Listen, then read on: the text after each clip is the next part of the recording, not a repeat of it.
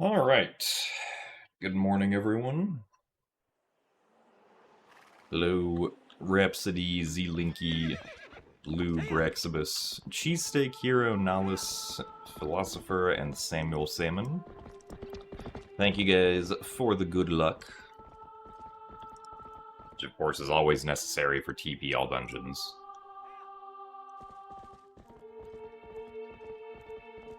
Alrighty. Let's see if maybe we can get some better starts today, because yesterday's starts were kind of meh. I also died in Goron Mines once, which was not something I've done before. At least on Dangoro, I don't think.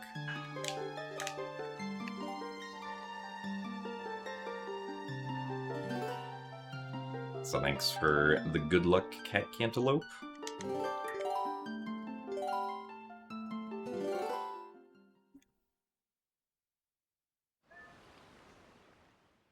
So yes, we are indeed back. On our regular streaming day at our regular streaming time. Here to do our regular TP All Dungeons runs.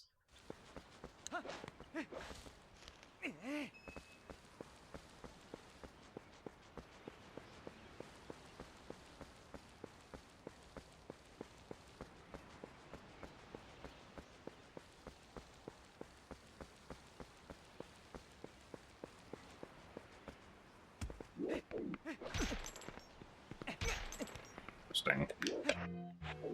Got the kind of bonk where we stayed inside the gate.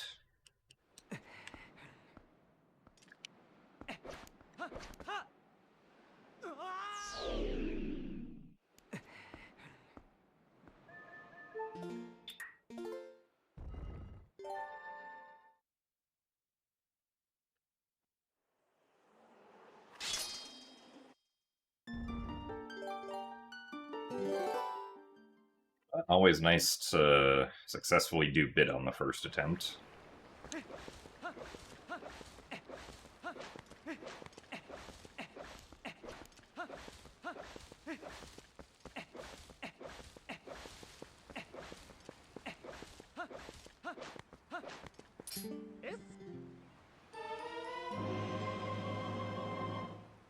Thanks for the good luck, Demon Stray.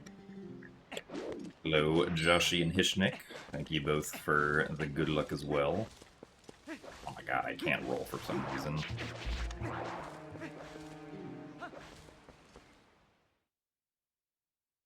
Keep missing the rolls.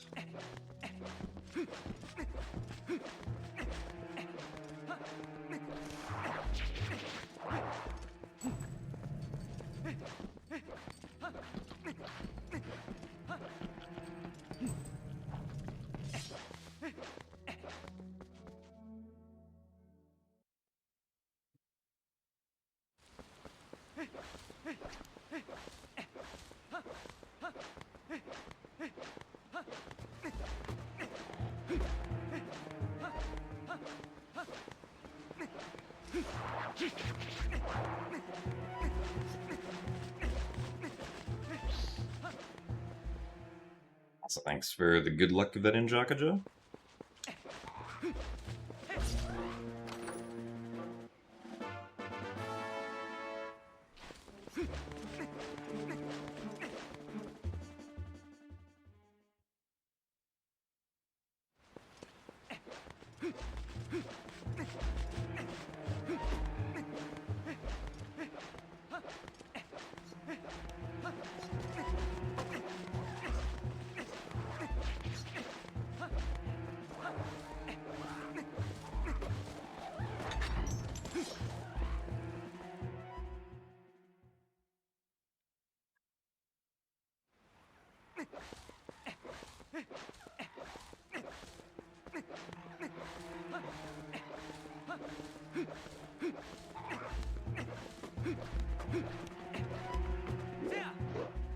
Also, thank you very much, GMO Pasta, for the 47 months of Tier 1. That's a lot of months at Tier 1.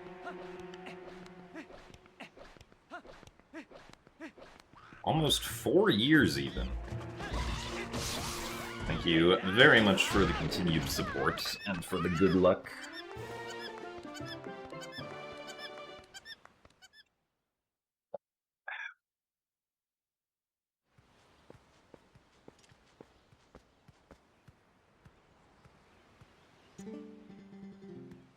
Glad you enjoy watching the attempts at going fast.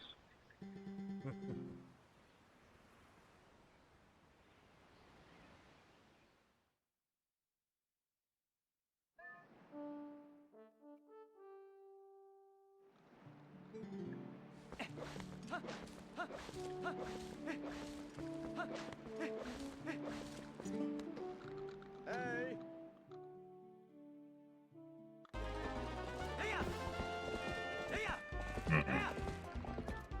Well, that one goat was very sensitive, and see if that goes in the right direction. It kind of worked out, I think. Oh no, these two goats decided to go this direction. Alright, well, not the worst goats.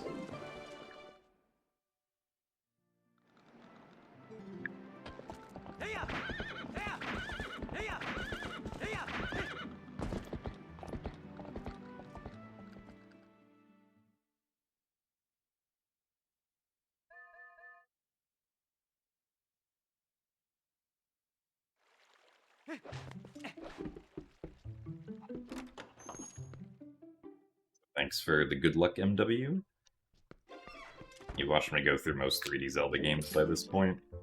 Yeah, I mean, we also did the 3D Zelda challenge within the past 4 years, so that would make sense.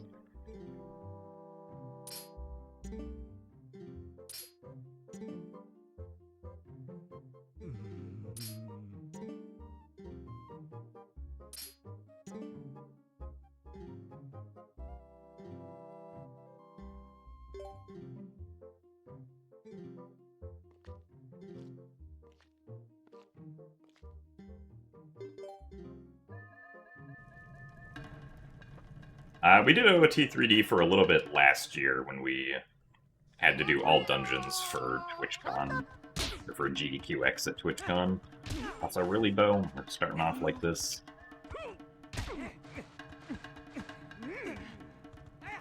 No! Bo, why would you do this?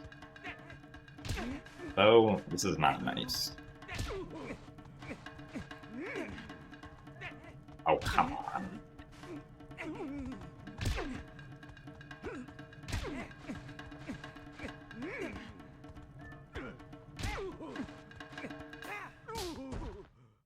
Bo, that was round 1. Why we gotta be like this?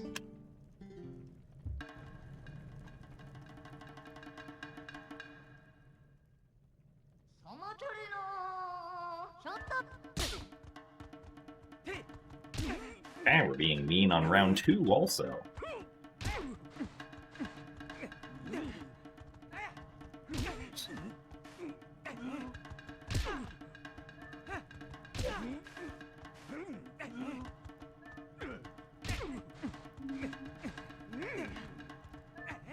Are you kidding me?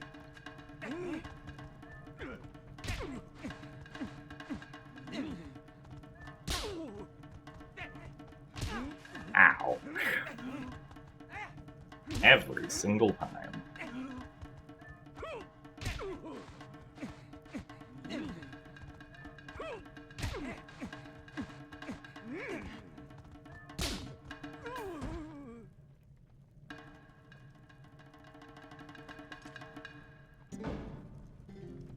Amazing.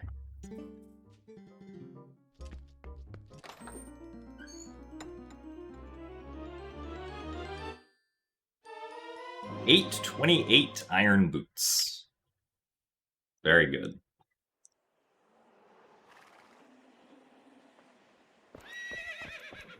Also, thanks for the good luck, Brandino.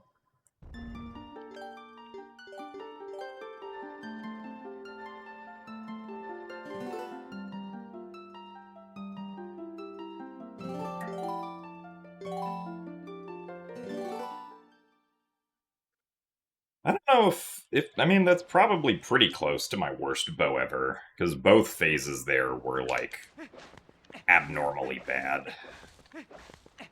But I don't actually know what my worst.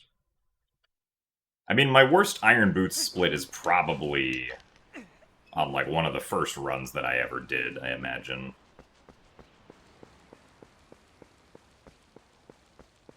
Because, like, my movement would have been sloppy, I probably would have done back in time slowly. Or maybe it was... It might have been... It was maybe one of my Iron Boots segments during the 3D Zelda challenge, since we do slow back in time. And also don't reset even if the bow RNG is awful.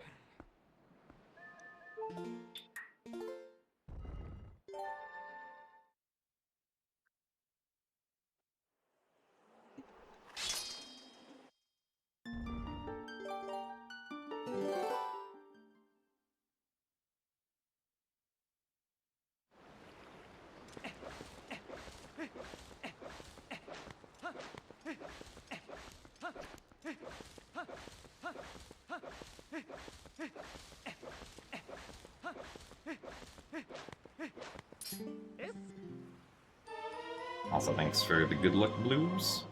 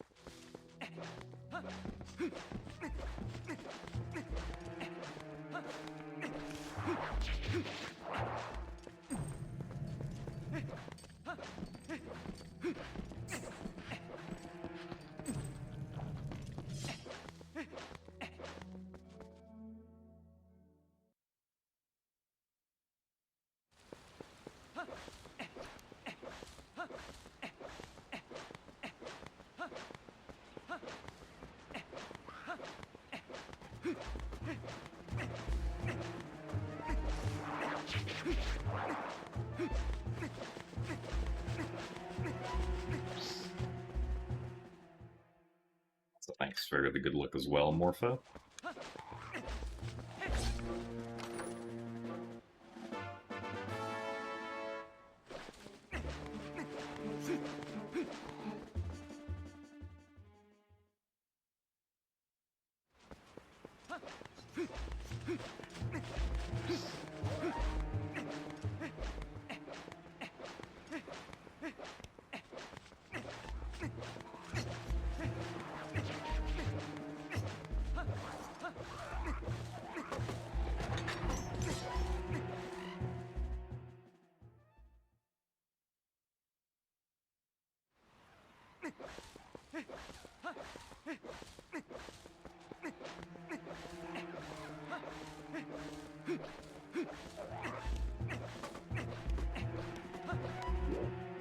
Dang, no jump attack.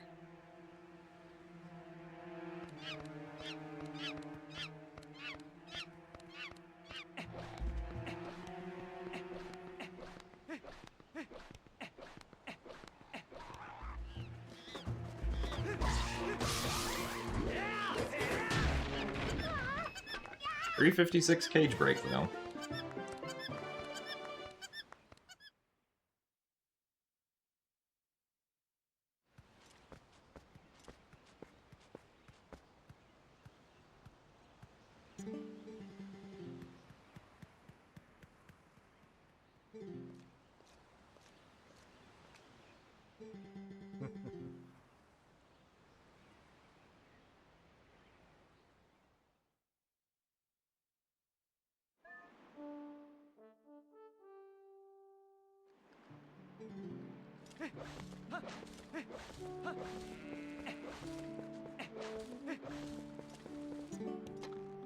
Hey!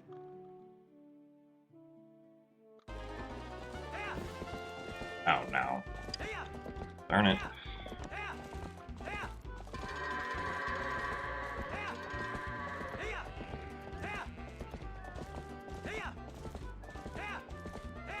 Actually, I guess this wasn't as bad as it could have been.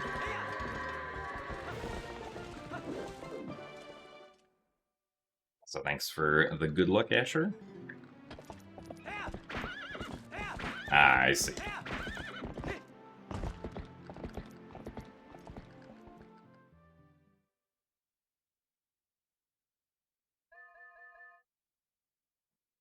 I hope you continue to successfully avoid spoilers as best you can.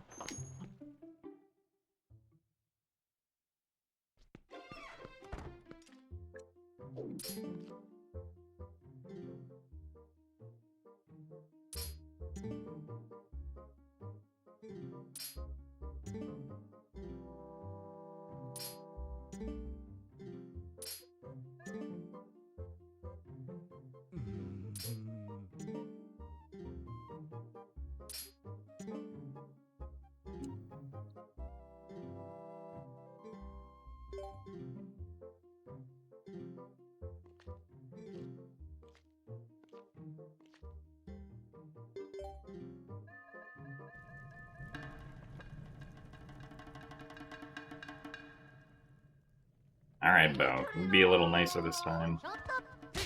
Alright. Bored now. Really?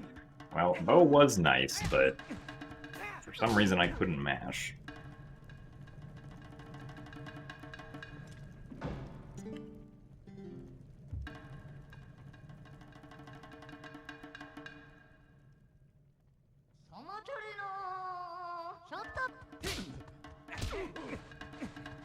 There we go.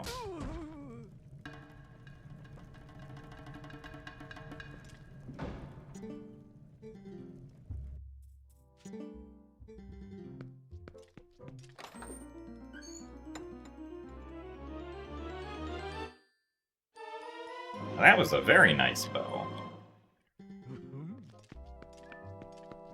We will happily take that.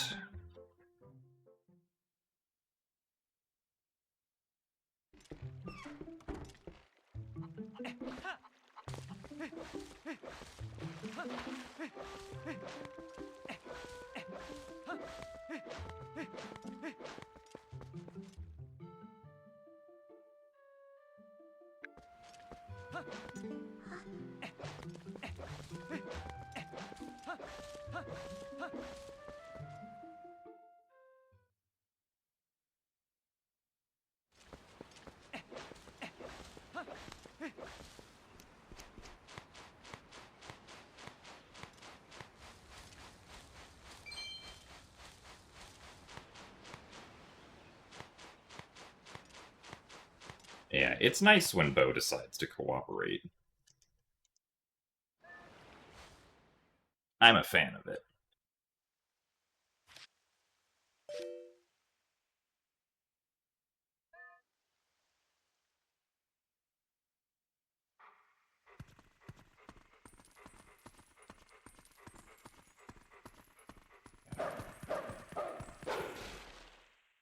Good box breaker.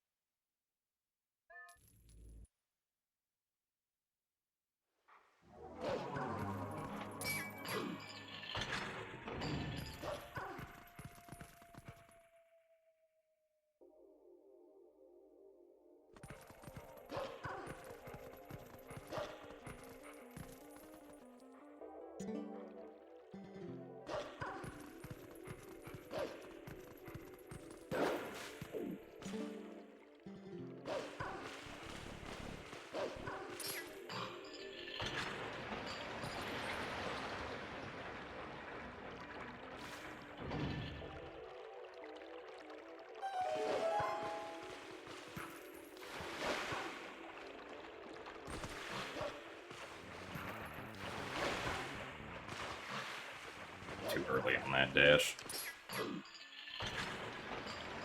Also, thank you very much, Net, for the 82 months of Tier 1. I got a sub-token, 18 more till I break a curse. It's a curse that's gonna take a long time to break, dang. Also, thank you very much for the good luck and for being here. Yeah, hopefully we don't end up in Arbiter's jail today, but...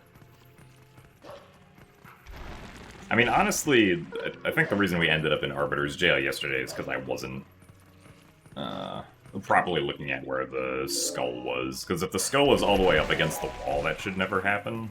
At least I think. But I also did get second frame of the moon boots, which generally doesn't even work anyway, so...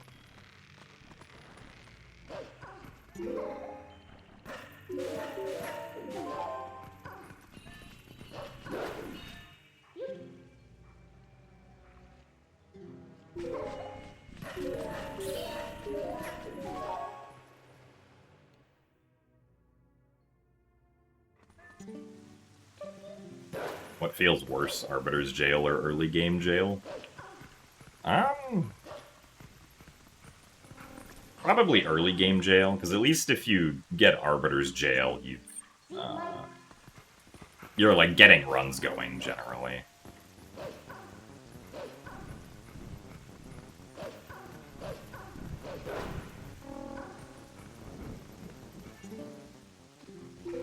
Arbiter's jail you can also save warp out of to then go try the trick again.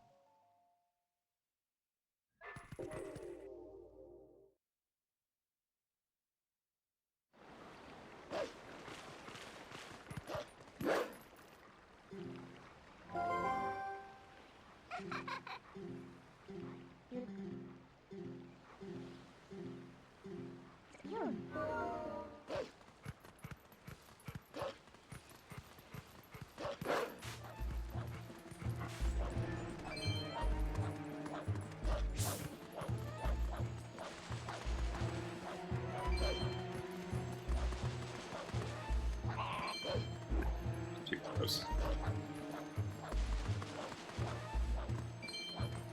Need to start going to the first dig spot earlier.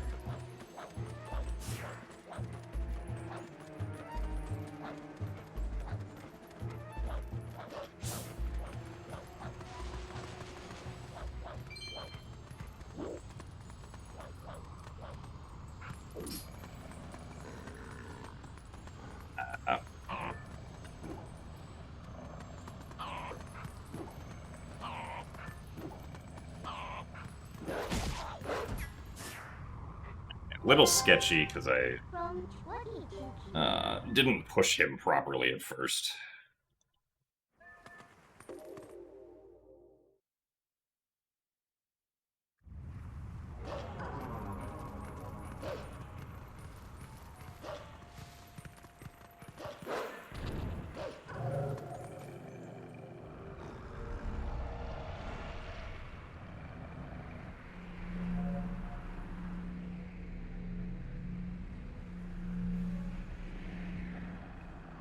What I consider in TP runs to be the reason that it is so hard to have consistent paces. It's possible to get runs going, let alone PBing. I guess I was kind of thinking about this earlier, but, like... I would say that, like, at least specifically within the context of TP all dungeons, there are very few splits that I have, like, confidence I can perform the segment near or close to my, like, you know, my best segment on that specific split more than 90% of the time. Like, most of these splits, or most of the segments in this run, have something during the segment that, like, has potential for me to lose a lot of time to. or just straight up kill the run, that I don't have, like, a high confidence in my consistency of. Right, so, like, for this segment, and I guess this segment, like, the Master Sword segment's not that bad, but usually if I lose time to something on the Master Sword segment, it's, the early Master Sword super jump with the Shadow Beast, right? But, like the Fair and Twilight segment is one that I feel pretty confident I can do relatively consistently. Like, I'm usually not, more than 5 seconds off of best with it.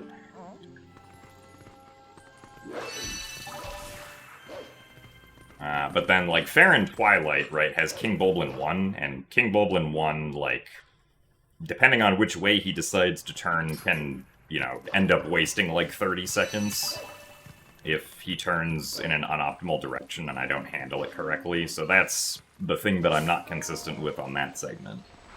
Right? Elden Vessel just has a lot of tiny things that can go wrong that I'm not,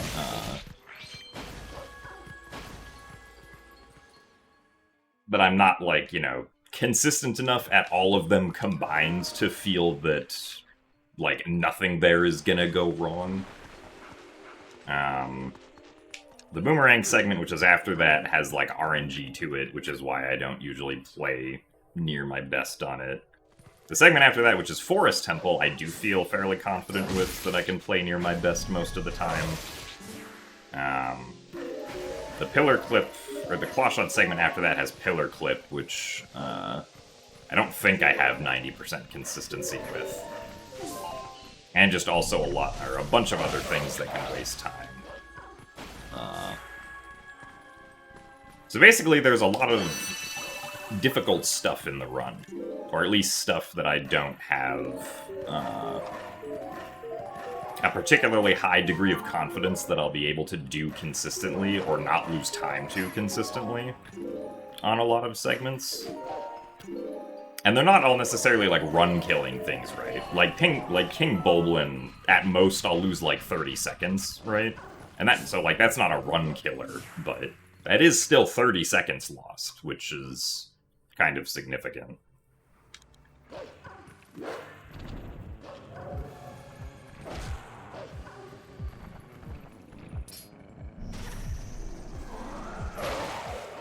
So, for all of those things to, like, or for even just most of those things to go well in a run, just feels statistically unlikely. In a sense.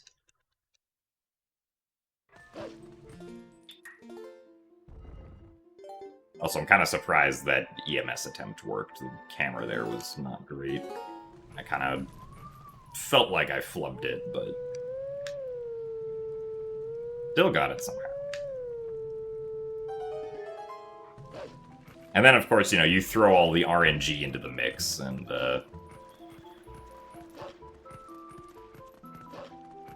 usually end up losing time to RNG somewhere. And then there's also just, like, the typical speedrun thing of, like, I lost time in some way that I just couldn't have foreseen at all. That tends to happen to me a lot in this game.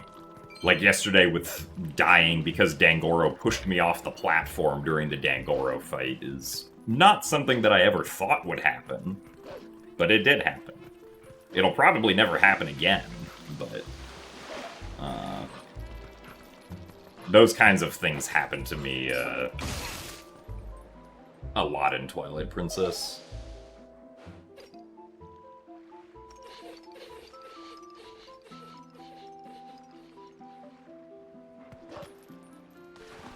Right, and it's, like, if I compare that to, you know, how I feel about Twilight Princess HD, like, Twilight Princess HD runs, or at least, like, any percent in all dungeons are kind of, like, the opposite, where, like, most of the segments I feel like I have a high degree of confidence I can do consistently, right?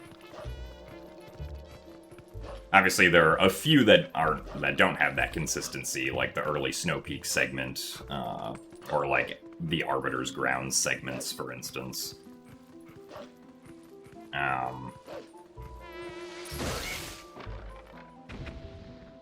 But, you know, for the most part, I do feel pretty consistent for TPHD speedruns.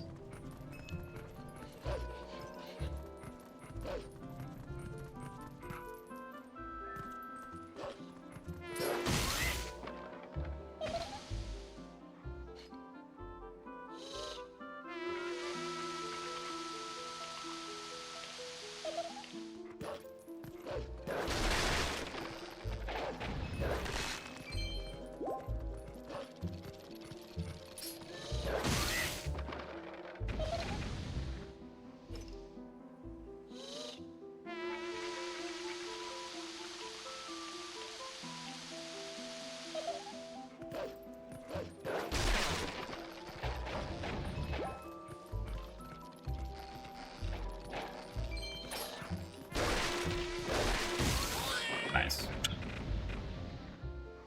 Which Zelda speedrun am I the best at doing? Probably Skyward Sword. At least as far from like a consistency standpoint, it would probably be Skyward Sword. But that's also because I feel like Skyward Sword is easier to be consistent at compared to like Wind Waker or Twilight Princess.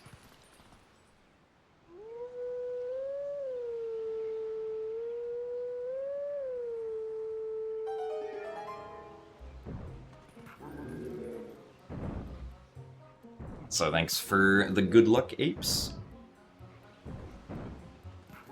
The game is cool, but you think it would be better with a touchscreen component? Ah, yes. They really should have released Twilight Princess on the 3DS. Also, thanks for the good luck as well, Apes and Orion. And hello, Wimber and Not Dragon Jack.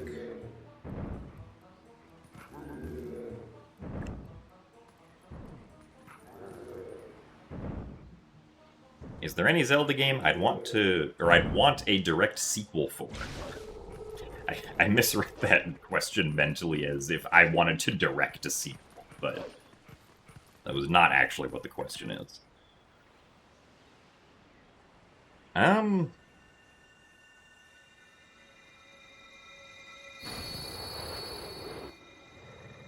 mean, I don't think, like, I specifically want a direct sequel necessarily. Like, I just want them to make fun games. If they think that a direct sequel to something would be a fun game, then I'm all for it, but I don't think that, like, they inherently need to make a direct sequel to any of the games for it to be fun.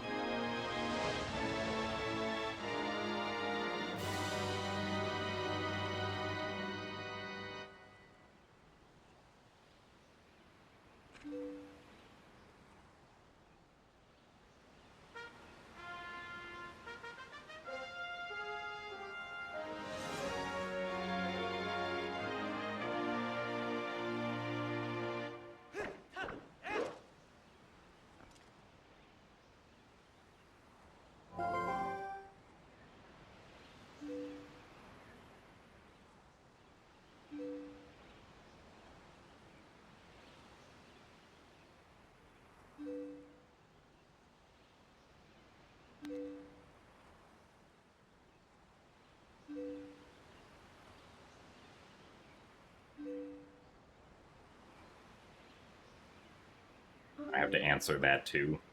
I mean, I don't think I want to direct any games. I don't think I have the skill set for that.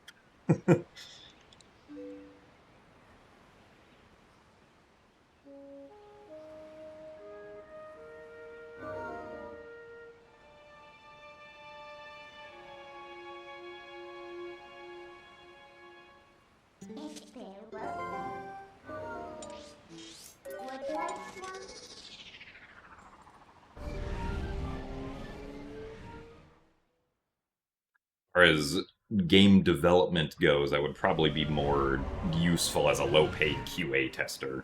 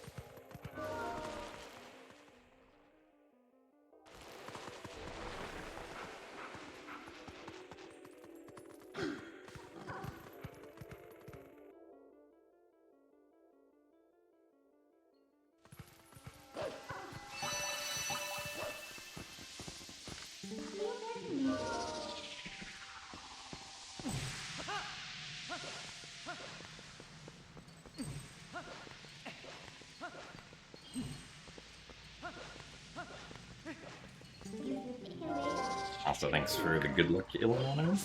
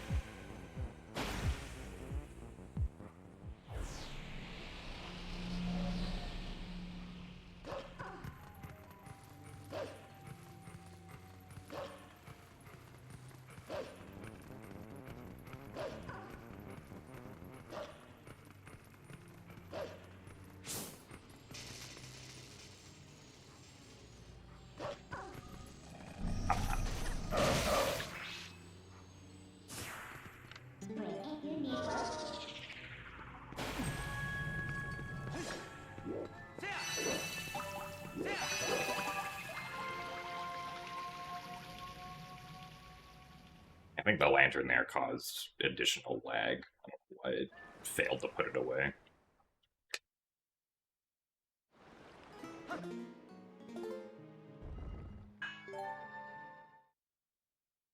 So, hello, Leafy Dance. Welcome to a start where we're actually still ahead.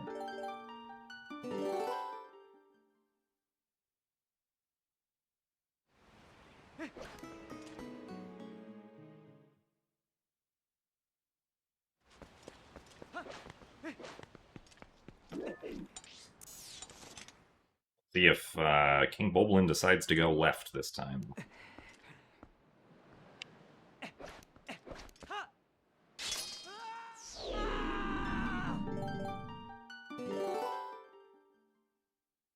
If he goes left, that's not great for us.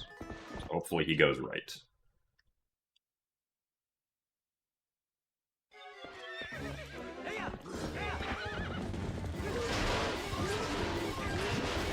Unfortunate.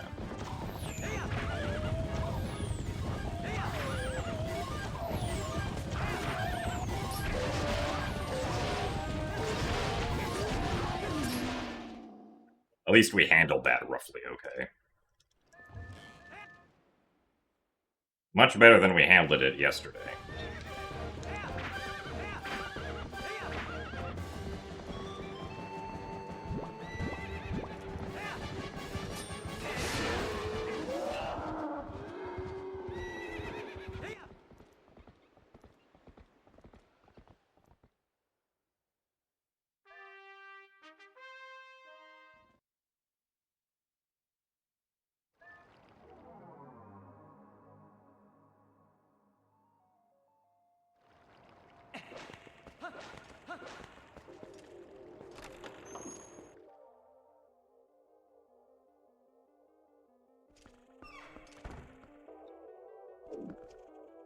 So yes, King Boblin is definitely dead now. We will never see him again. That would be preposterous.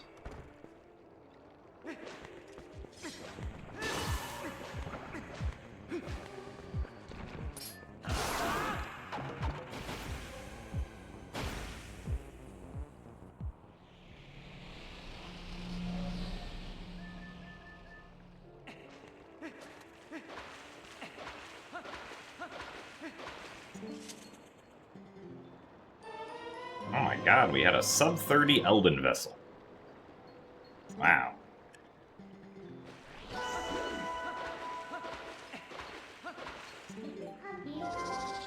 Sub-30 Elden Vessel means that the start is, like, actually pretty good.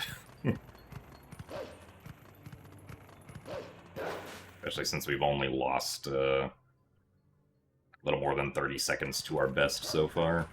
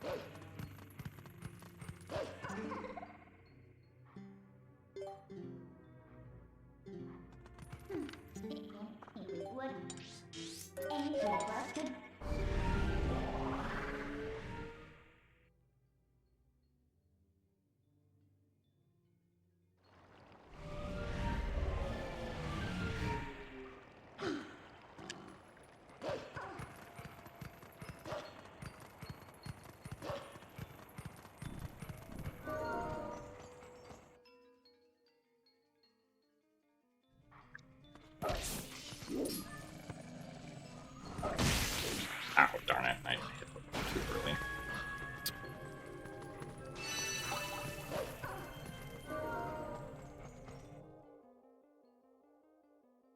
Also, thank you very much, haha, for the 46 months of Tier 1.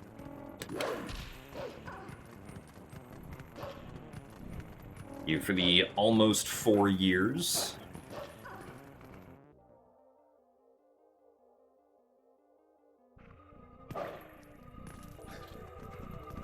Humble request from you. Play Wand of Gamelon, or else you will die. This feels like a threat. What if I don't want to play Wand of Gamelon? Oh, come on. Bruh.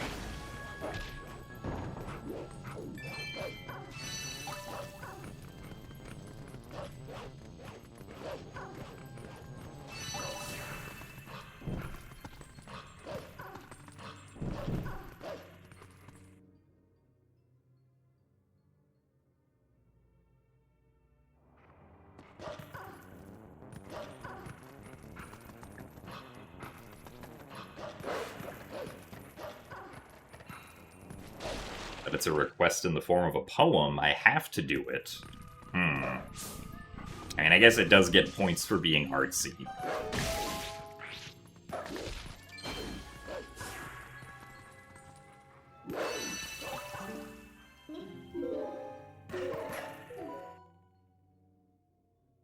So thanks for the good luck, Blazing Falchion and Zwaf.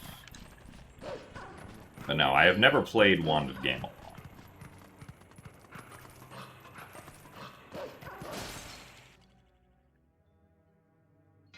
Never played any of the CDI games.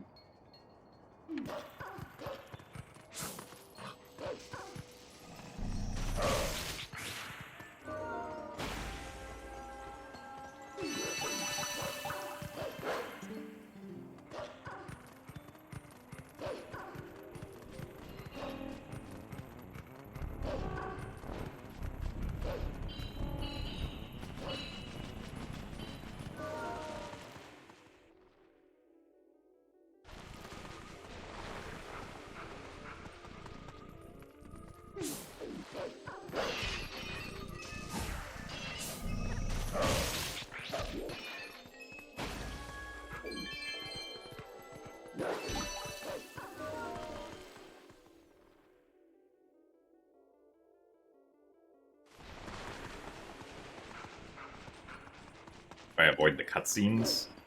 If you're talking about, like, the rupees specifically, we avoid those cutscenes by staying in the air long enough so that the cutscenes don't happen. If you're talking about the one for blowing up the house, we avoided the cutscene by killing the bug outside the house, which just immediately made the house go away, since normally the way you watch that cutscene is by exiting the house from the inside after you've killed the bugs.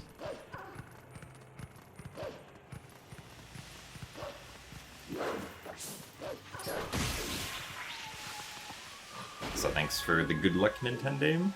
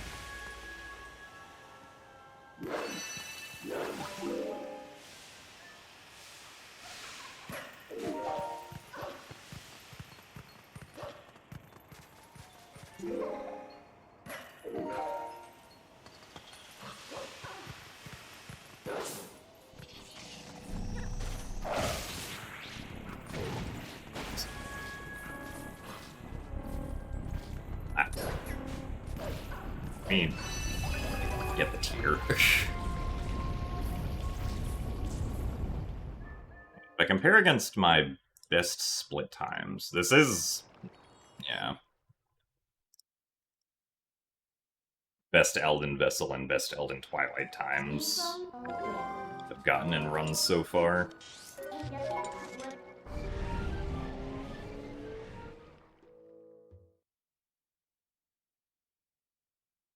This is the best start we've ever had up until this point. I guess we'll see how long that continues.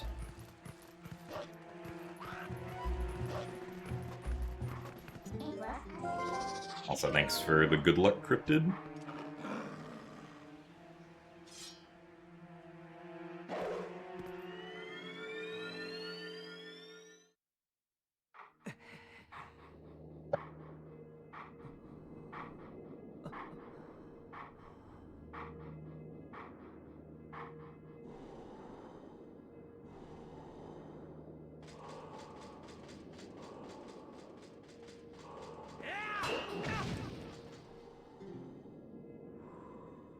Hope that the art stuff goes good.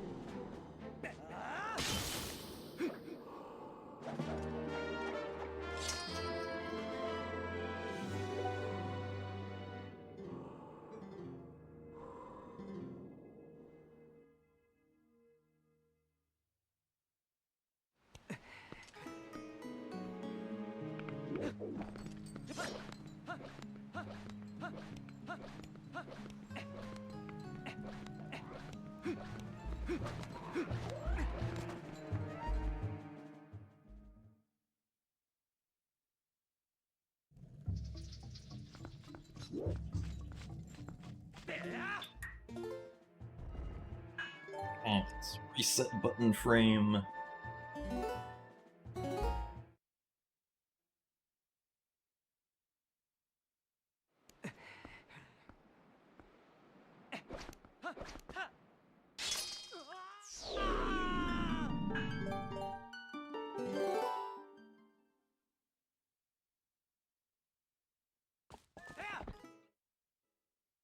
Still think TP graphics are good to this day. I mean, like, by modern standards, I wouldn't say that they're, like, great, but... like, they definitely look dated, but I don't think they're bad.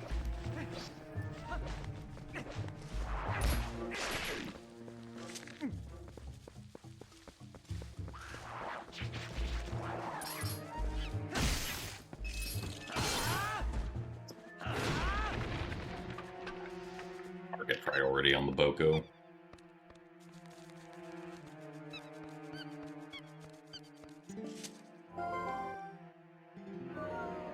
And I'm gonna try to get past that spider.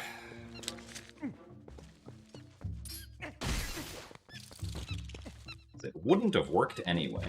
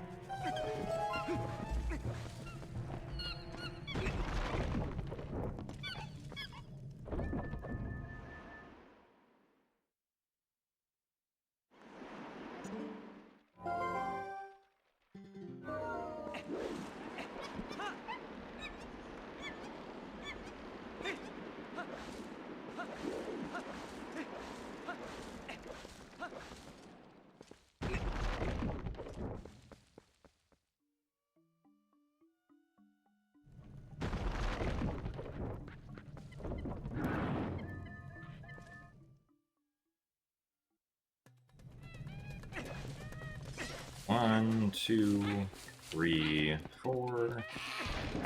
It's kind of a fast 4, actually, because he, like, started jumping basically immediately, which doesn't normally happen.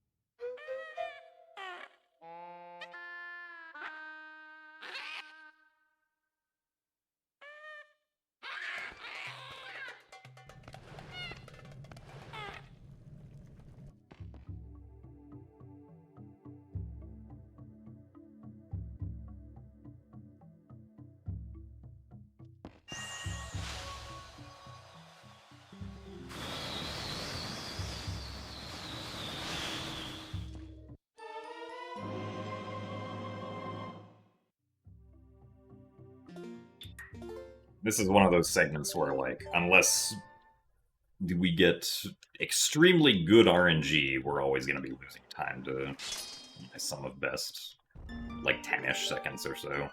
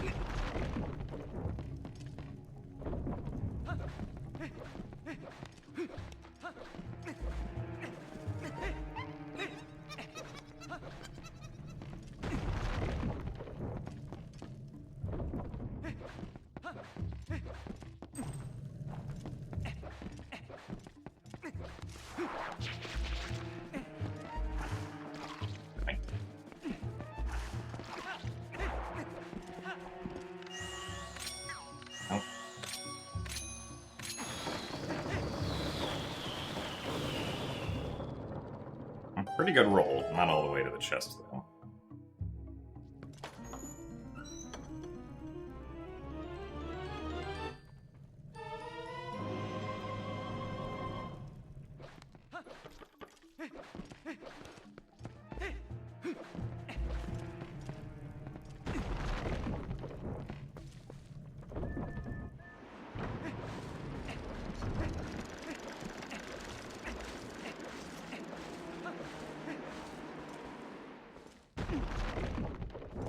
I wonder if this boss is going to be a spider or a plant. Well, we'll have to wait and find out. It's my first time playing the game, so I'm not sure.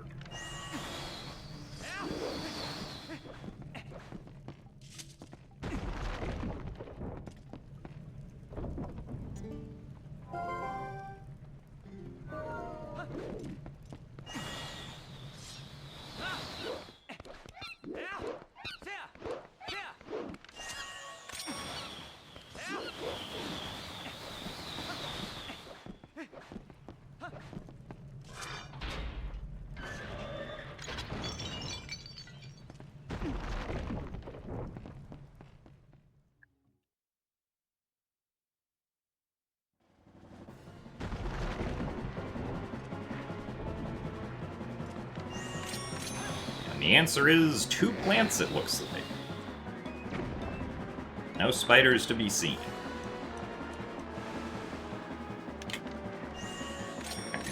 It's a weird camera angle.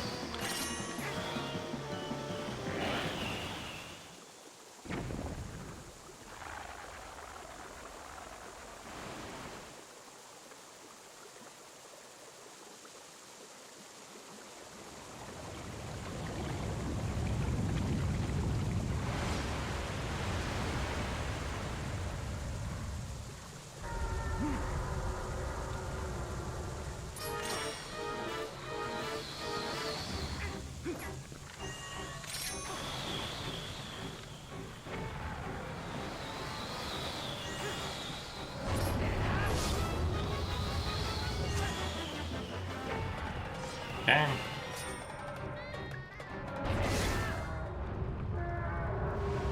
The plant has been defeated.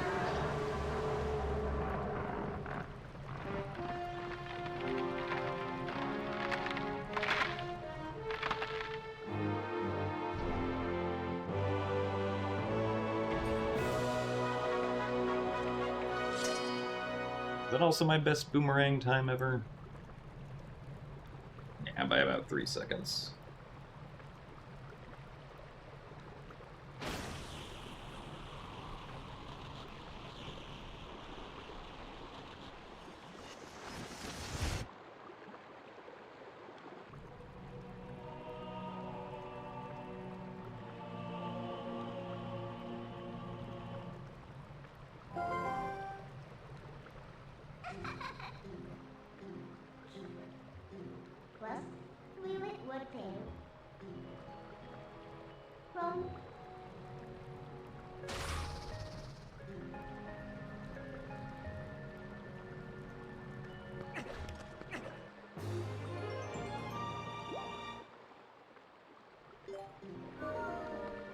Not my best forest temple time ever, though.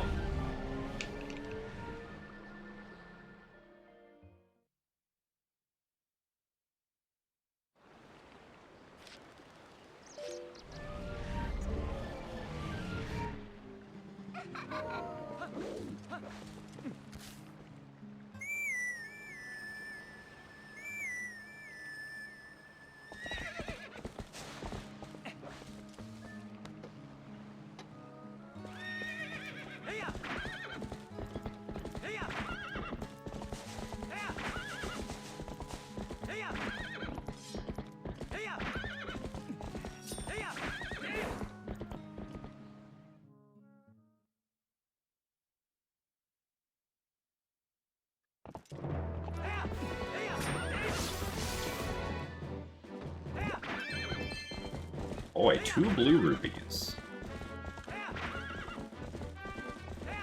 Now our rupee count is cooking.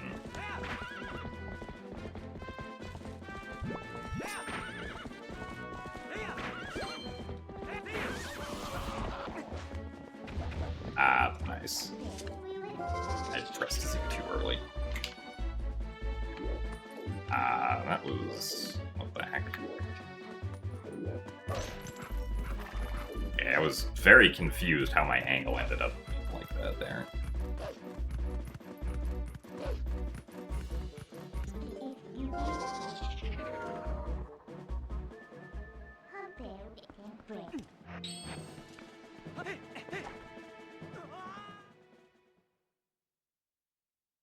At least the actual clip happened quickly.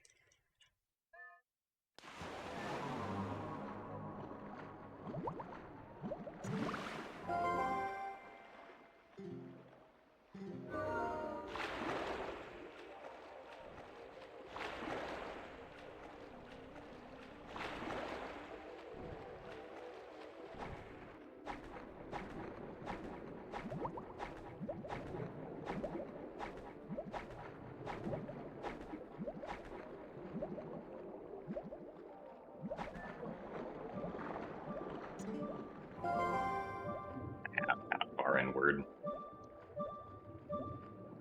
Oh, okay. Thought it was gonna take longer to go up there.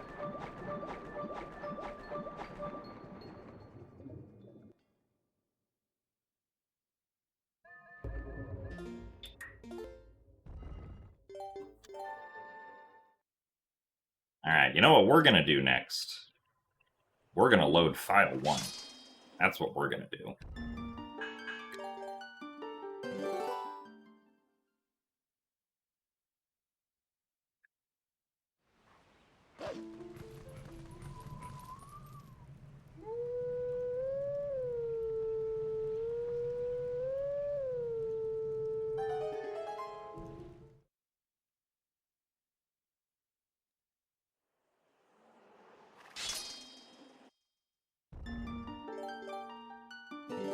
Yeah, pillar clip is always very close to not working.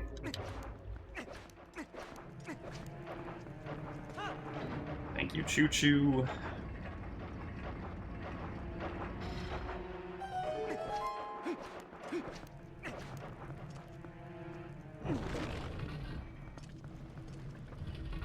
Kind of amazing how many things work out such that we can skip Zora armor.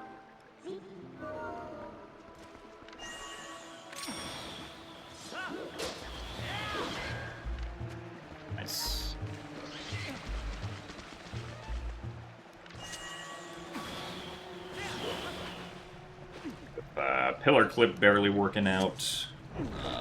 Sinking down to Morpheal without losing all of our air barely working out. The fact that we can refill our air underwater with water bombs.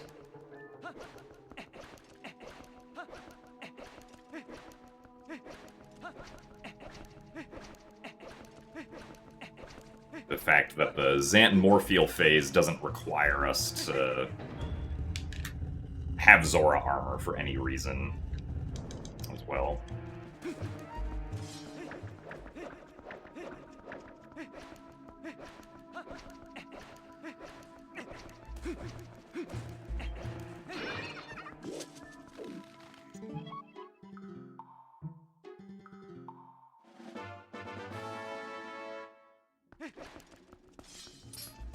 Really? That's kind of stinky. Also kind of stinky.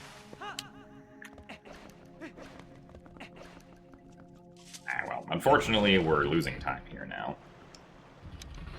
I guess we already were losing time because of the failed LJA in the second room.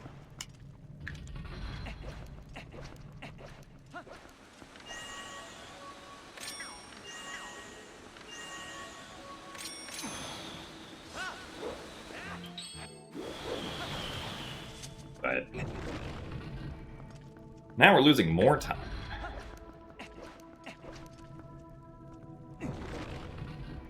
Also, thanks for the good luck, Keanu.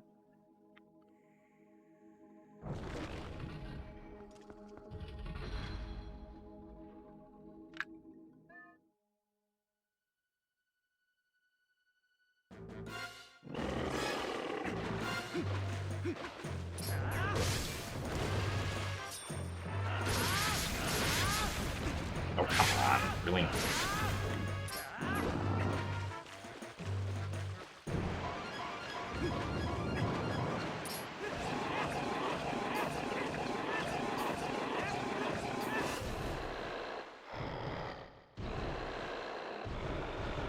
Yeah, this segment, kinda not great, unfortunately.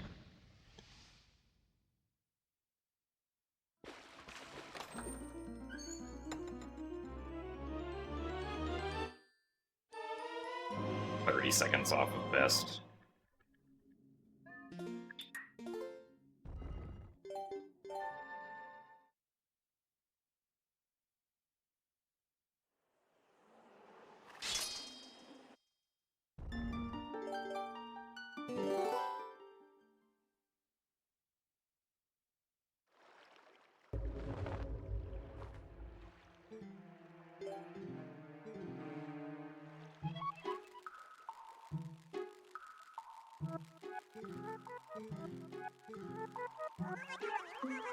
Friend hates this temple and got mad when you told him that you can skip a lot of it. I mean, you're not intended to skip a lot of it, but it is possible to skip a lot of it, yes.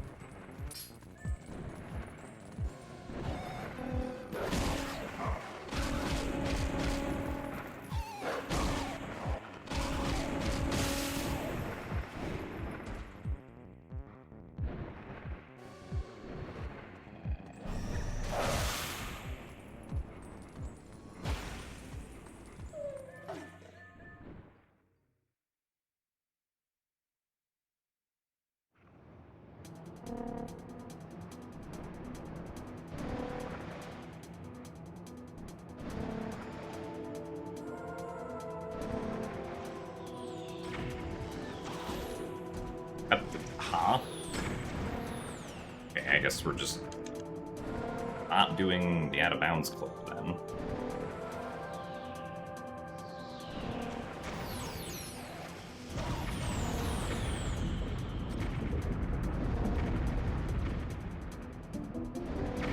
That was very strange.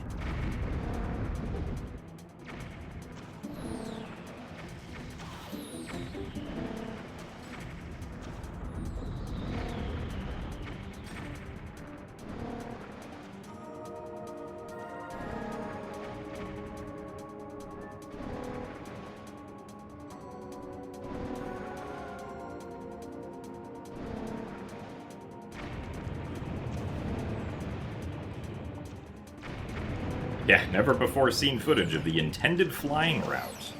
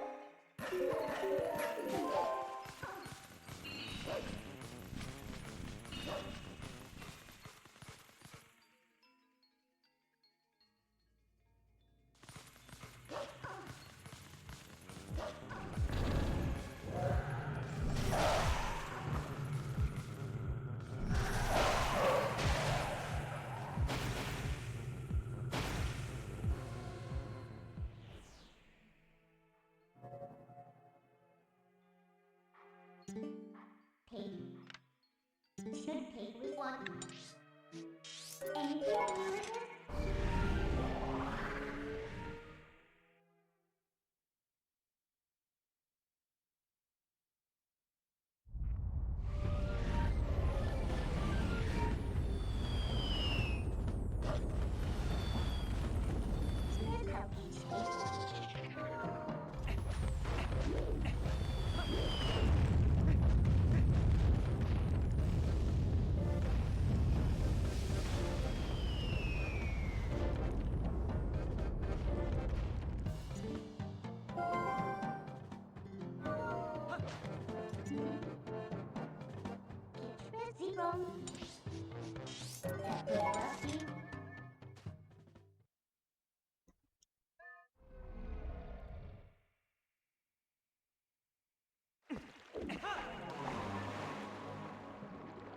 Alright, well, at least we got the text skips. We still lost time to not getting, the out-of-bounds clip during the flying section. For a reason that has never happened before, and will probably never happen again.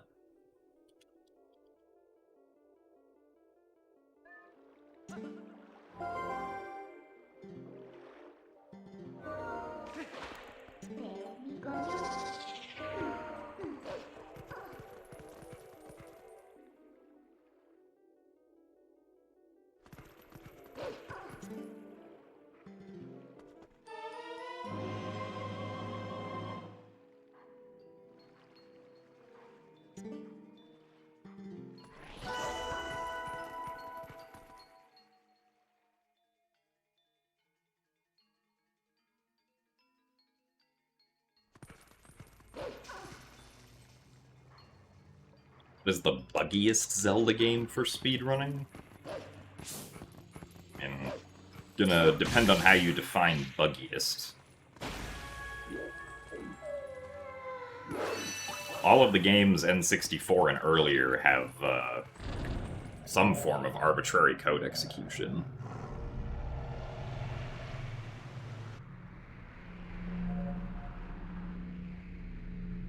Which kind of equally broken, regardless of which game it is. Hello? Sir? Okay, well that was... I've also never had that Shadow Beast be so nonchalant before, so that's another thing that's never happened before.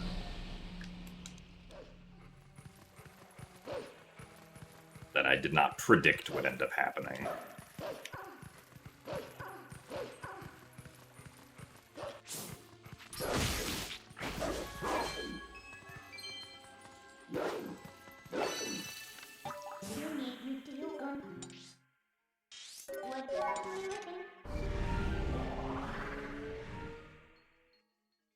Also, thank you very much, Ace, for the raid. How did your runs go?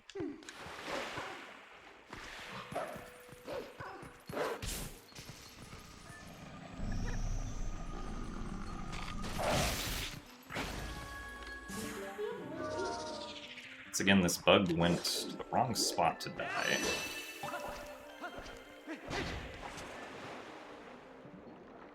333, 38 with a more field death. Oh, dang.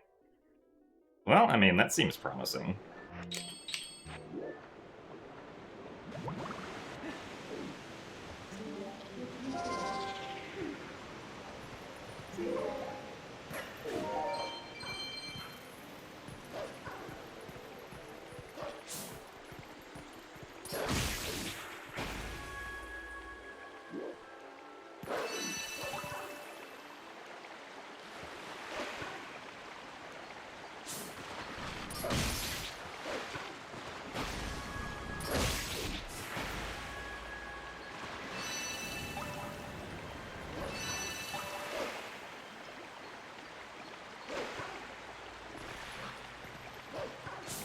Yeah, I'm sure you will join the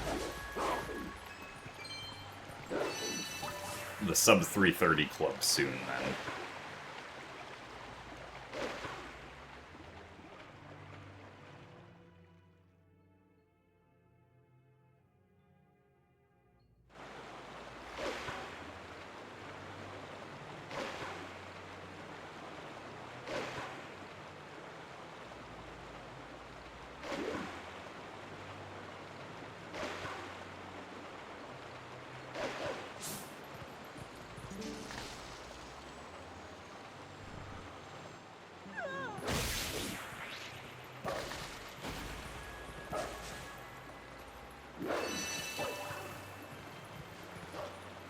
Yeah, generally, if the run has a death to Morpheal, it's probably not going to feel like a good run, regardless of what else happens. Even if, like, the rest of the run is perfect, because dying to Morpheal is a huge time loss.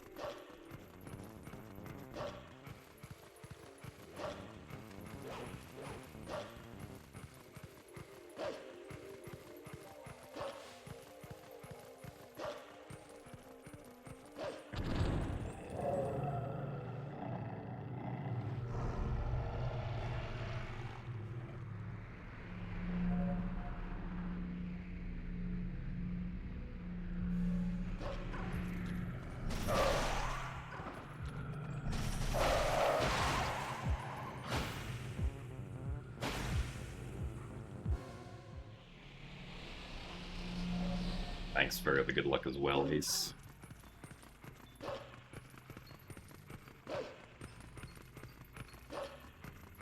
apparently knows why what you had happen happens.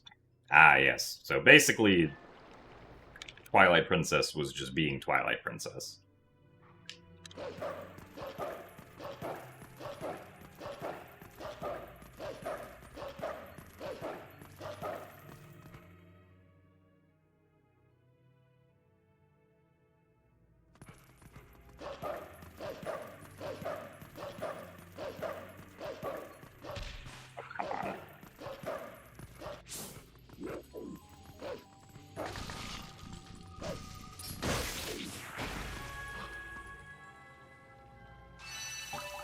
Keep that to it. Can we get this wrong? Yeah. I targeted the Goron through the barrel of spring water, and the barrel was like, and we're gonna go left. That was definitely one of the clips of all time.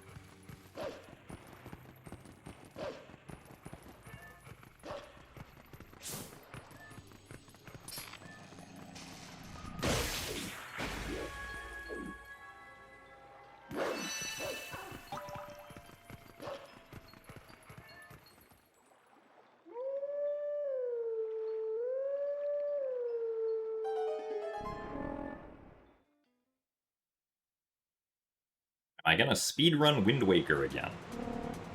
I'm sure at some point I will, yeah.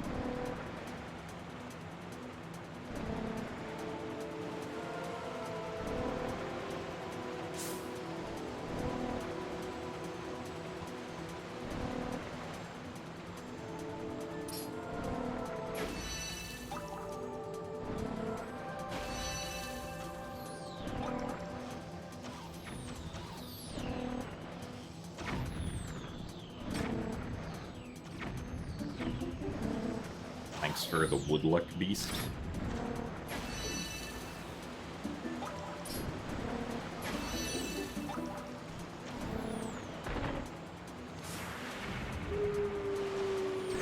Bronze. What did the author mean by this?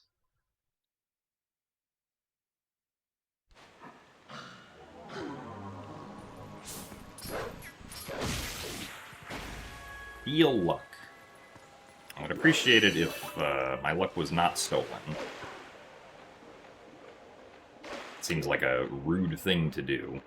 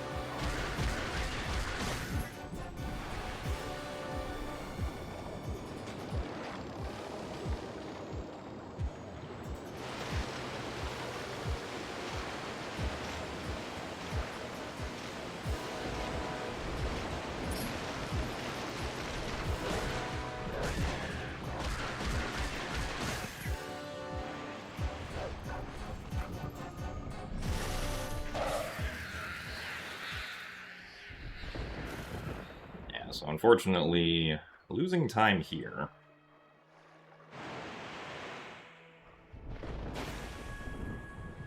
For just a bunch of miscellaneous reasons.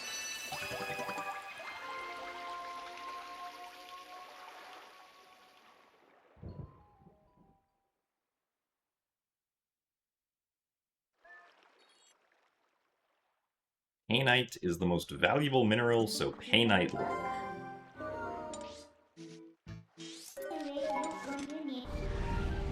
Yeah, I guess that just means you win, huh?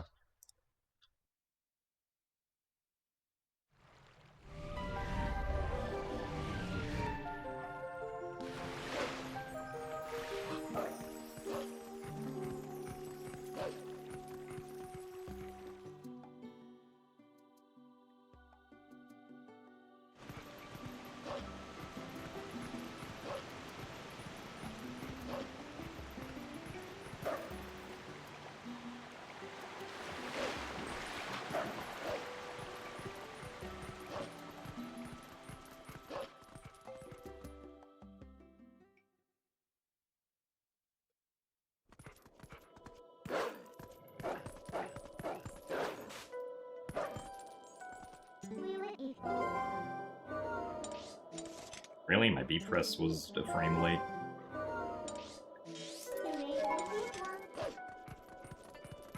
I feel surprised that I do that sometimes, where I press A on the correct frame, but then B is 1 frame late.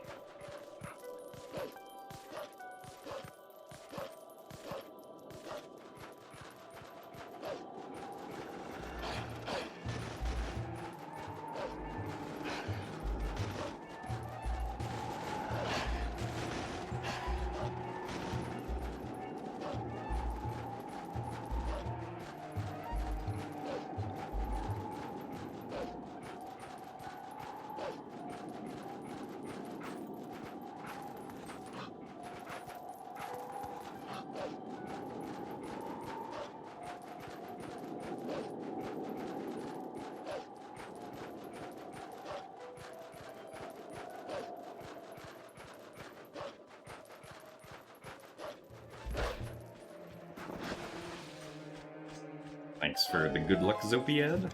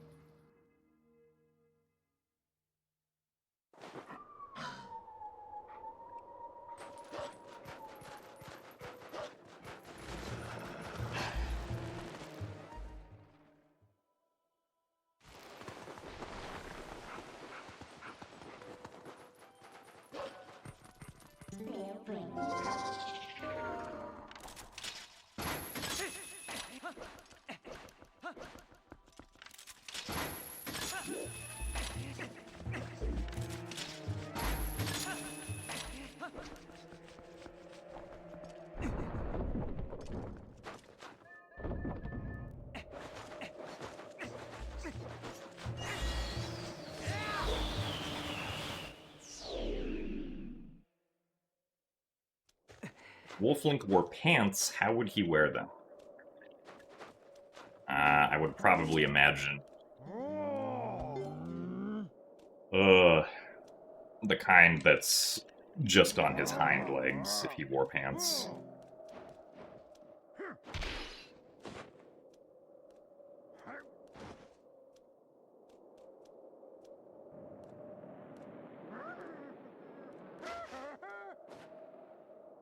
I feel like the correct way to answer this question of how does a four-legged animal wear pants is to imagine first, how does the four-legged animal wear a shirt?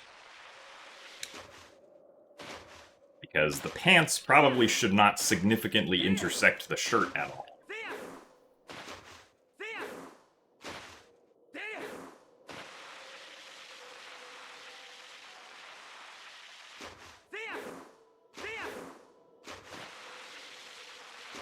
This is my thought process, at least.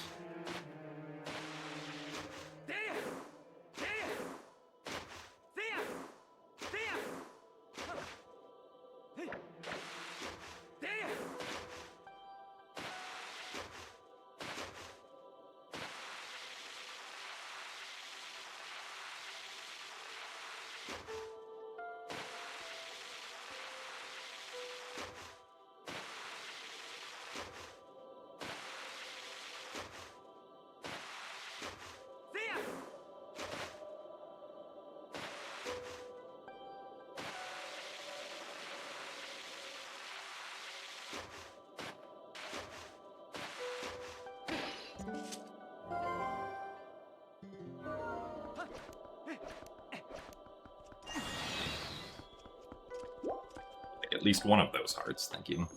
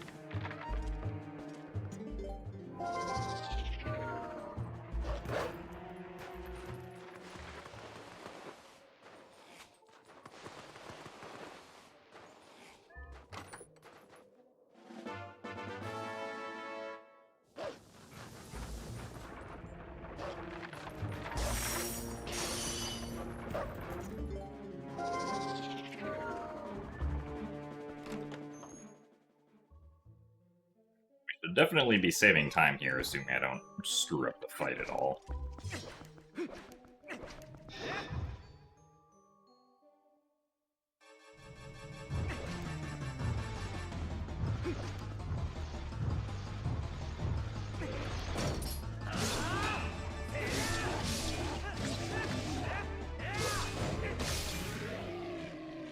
Okay, that works, I guess. I was trying to quick spin, but I guess Link decided my control stick spins weren't good enough.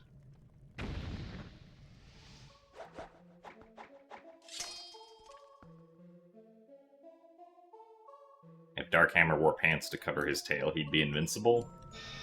Actually, this is not entirely true, because Dark Hammer's tail is covered by armor in TPHD, but it is still vulnerable.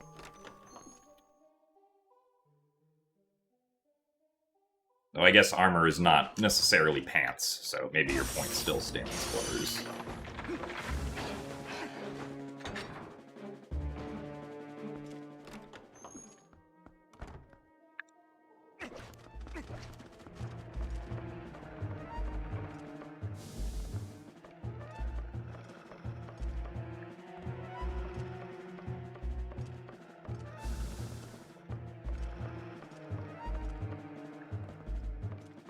Uh...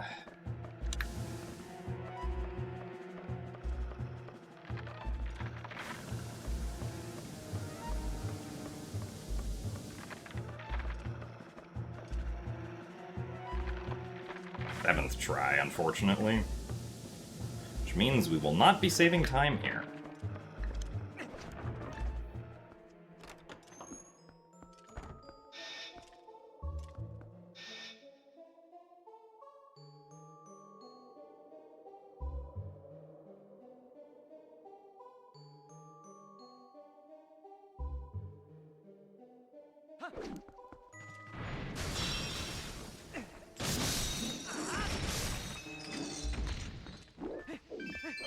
This.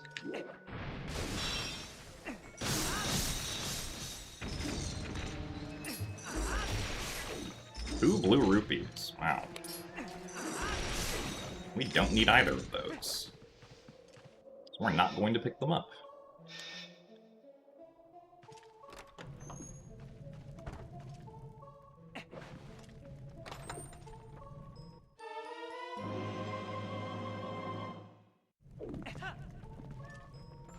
If Dark Hammer wore pants to cover his ham, he'd be Darkmer.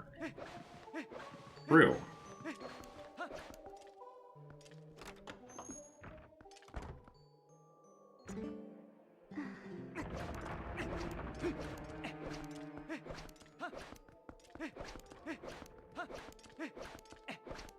Can't argue with these logical facts.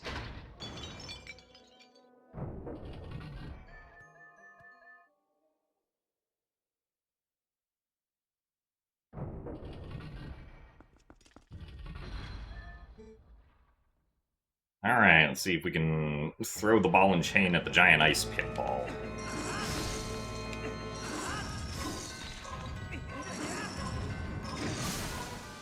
Okay, this is not quite what we wanted.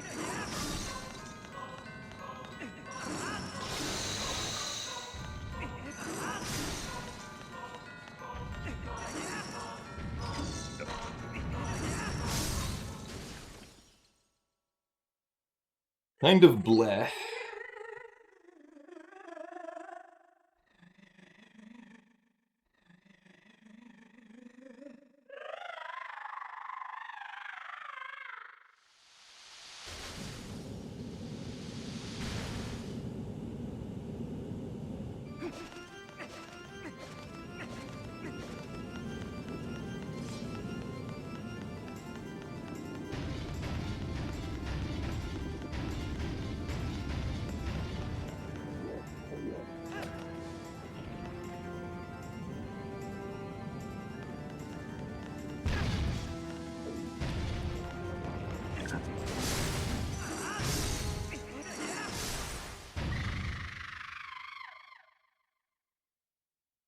Unfortunately, Because of the last freezer skip fails, we're losing like 30 seconds over best here.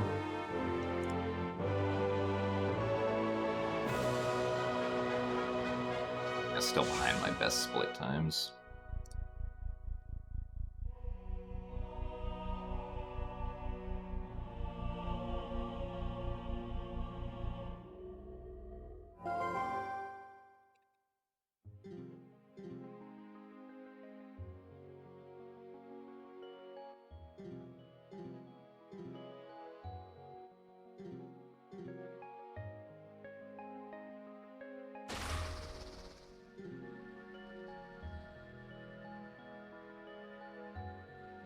No gainer.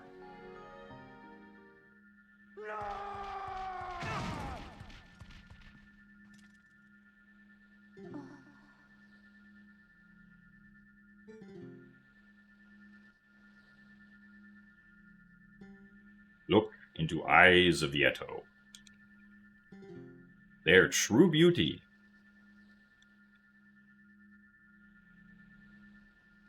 Who need mirror?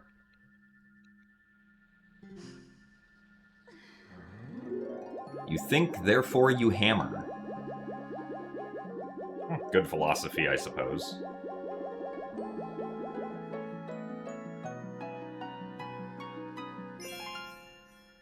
What would Dark Hammer be called if he used a hammer?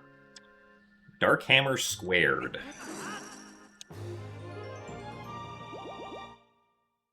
Specifically with parentheses around the word hammer.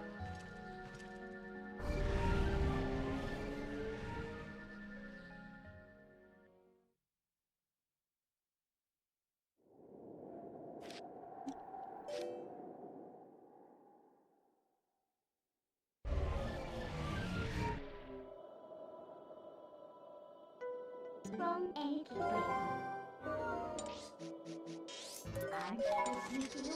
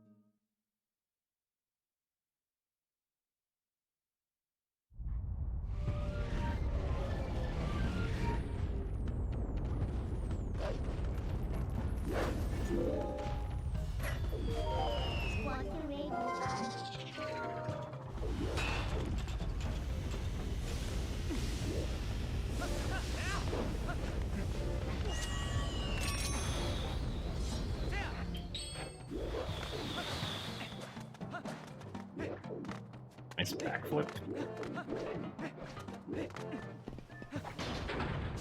That was interesting.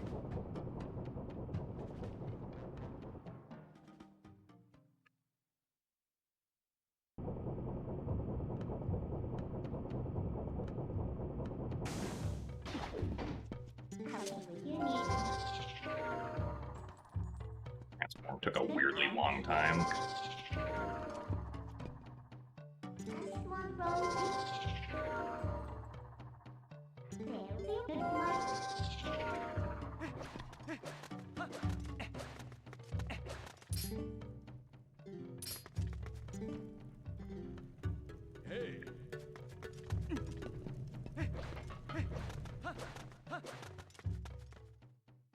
Probably can't save time on bow, because we wasted, like, 10 seconds already.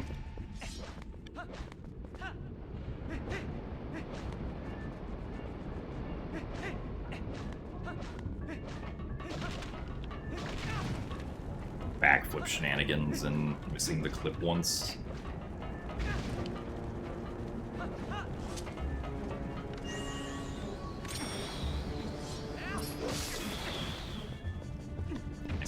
Glitch.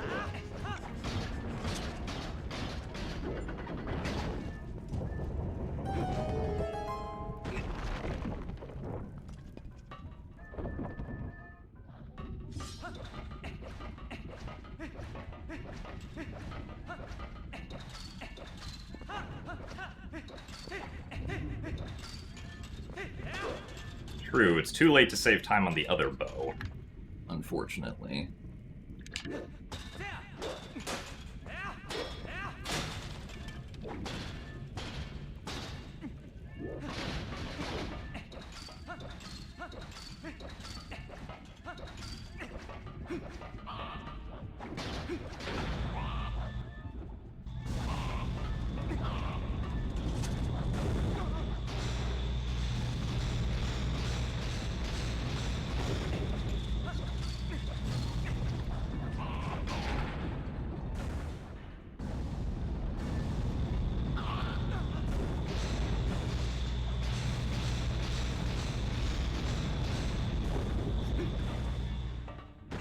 So thanks for the good luck, Makuya.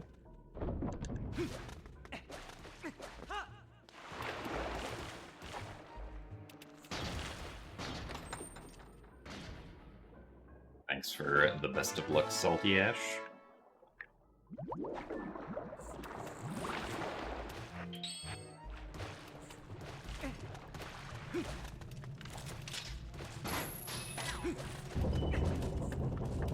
Dang, that roll went nowhere.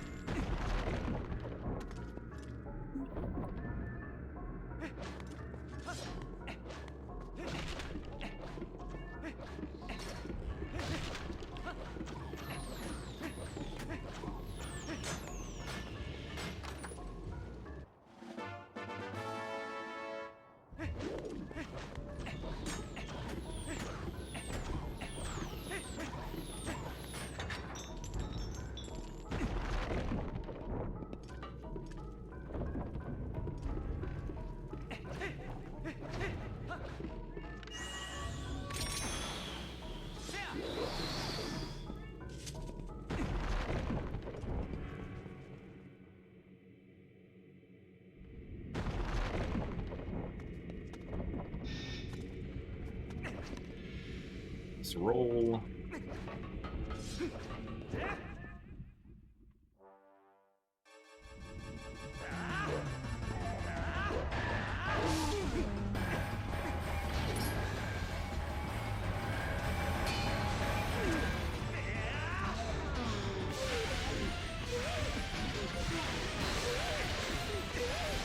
Wow. Didn't really have a chance to do the fast strat there. Really?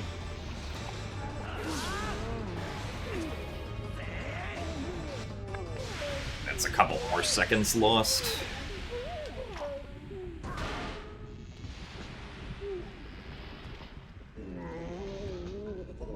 Sometimes he does just bounce away a little too much.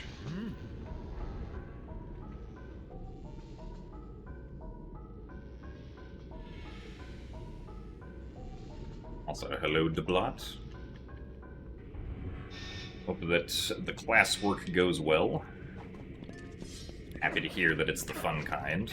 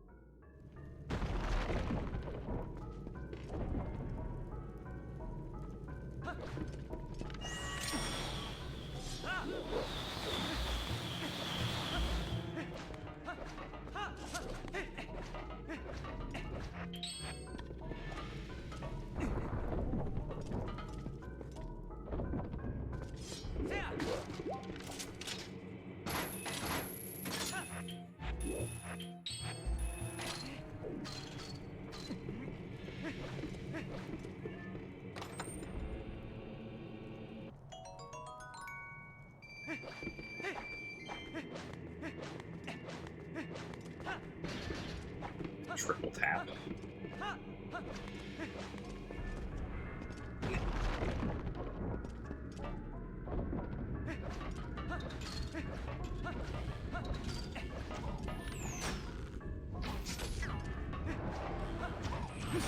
I don't know why this rope feels so much more lenient to hit than the one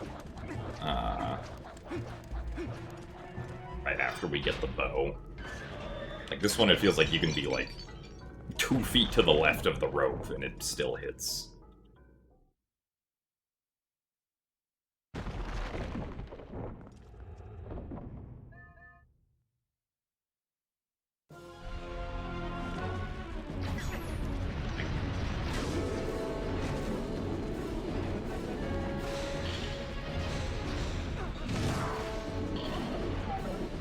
So thanks for the good luck, Palseach.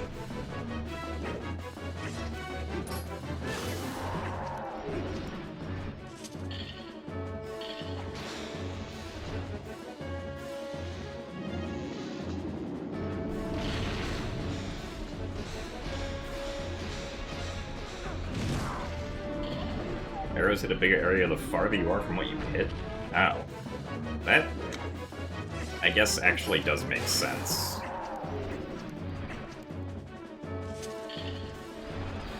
I didn't know that, though, but yeah, now that you mention that, it kind of lines up with my experience, huh?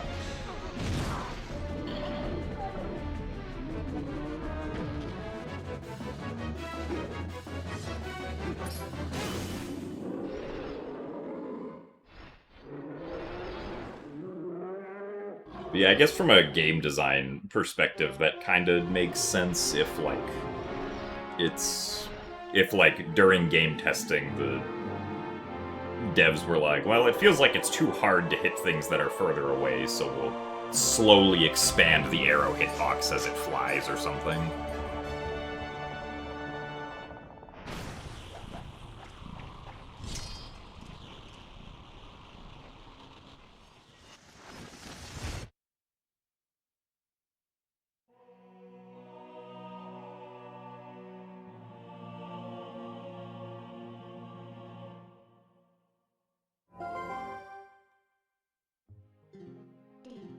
Me.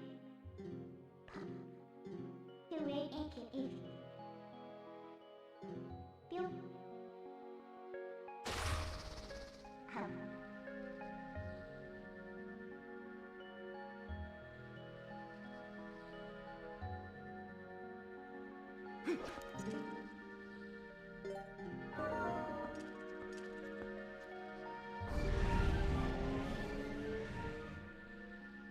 .44 lost best.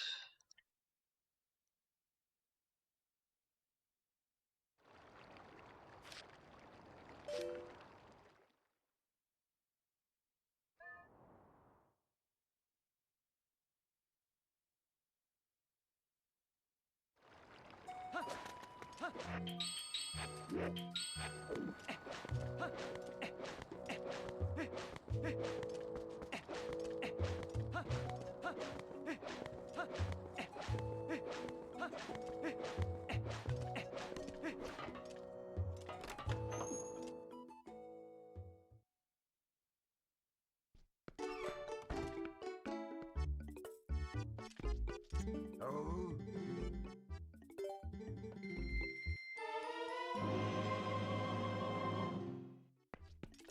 I also didn't realize for the longest time that you can just hold right at the start of the text. You don't have to, like, mash right to, like, motion over to where the bomb bag or the bombs are. Or, like, time it depending on where the text is.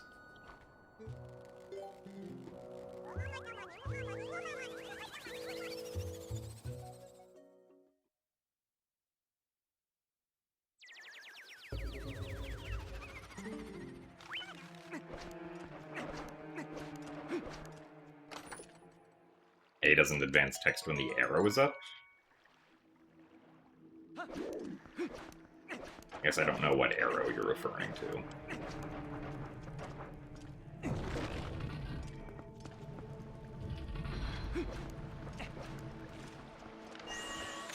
I'm sure I would know what it was if I was actually in shop text, but...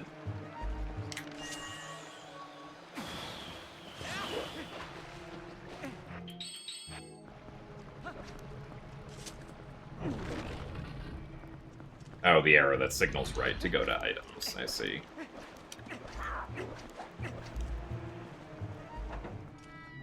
So thanks for the good luck, KitKat. We'll shortly need on Morpheal.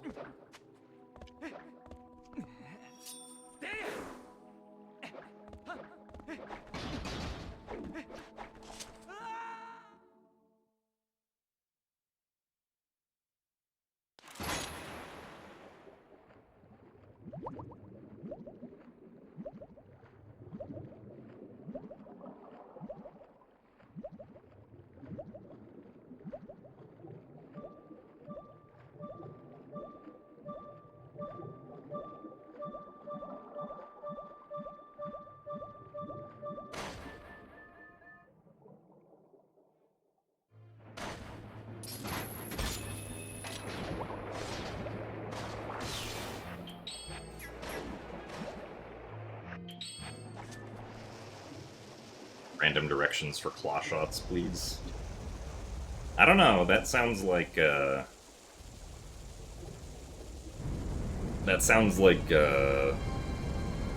pretty regular TP behavior.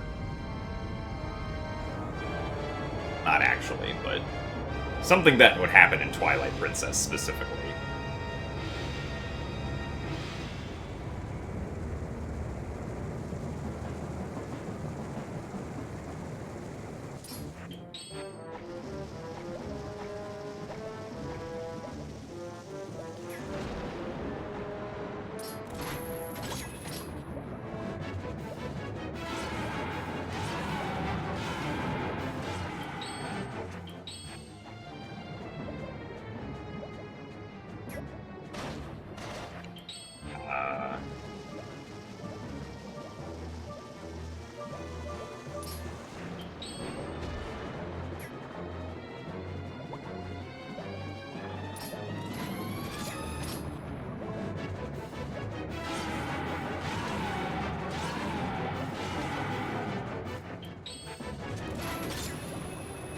Alright.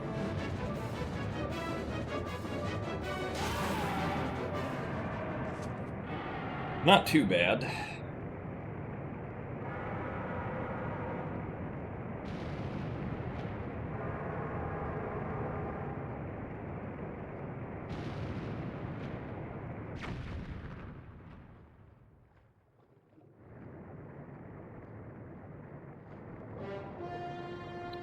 What is the hardest glitch to pull off in TP speedrunning?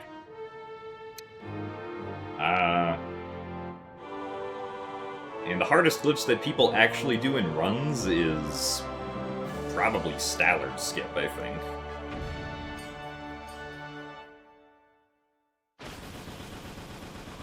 There are some glitches that are too hard for anyone to pull off in real time, like City in the Sky small key skip, though.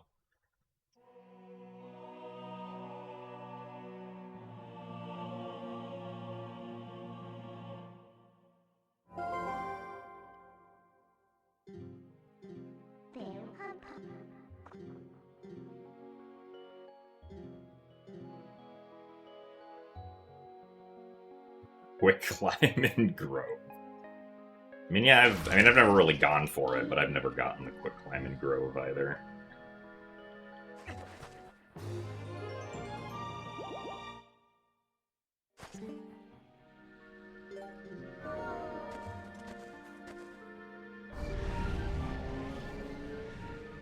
Yeah, most of the... I think all of the TASs do City in the Sky small key skip, except the glitchless TAS.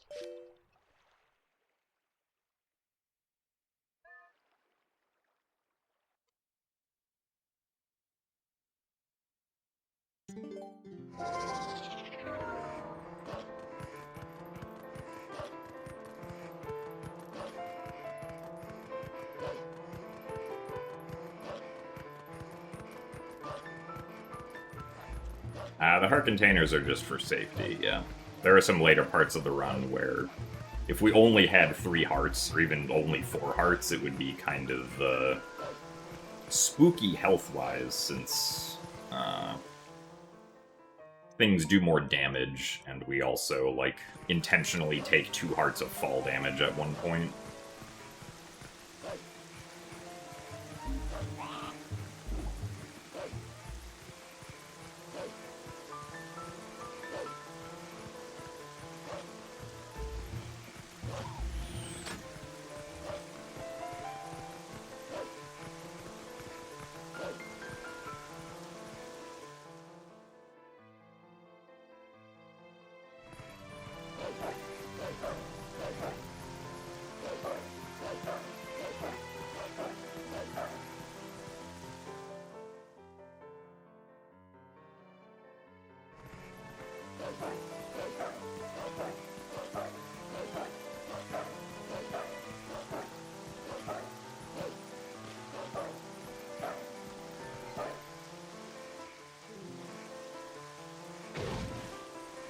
Also, thanks for the good luck, Bruggles.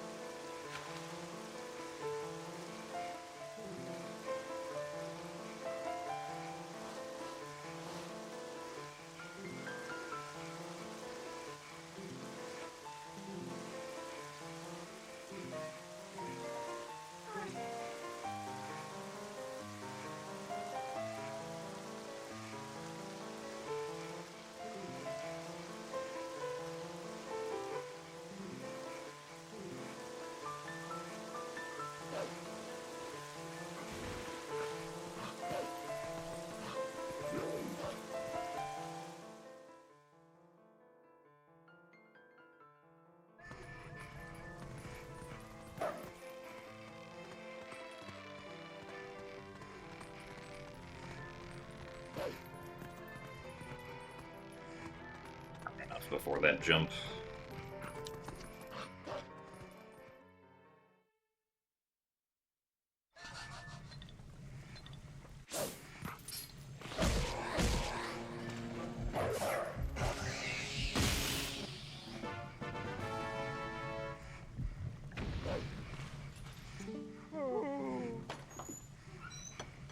So thanks for the best of luck, Kanto.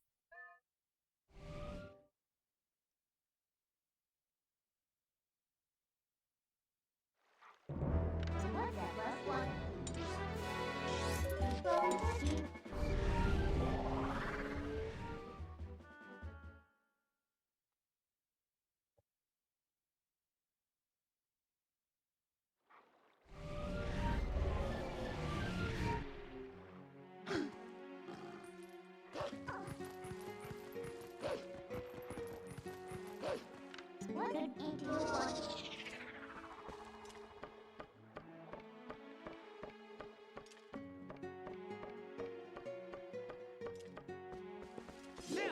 It's just my turn.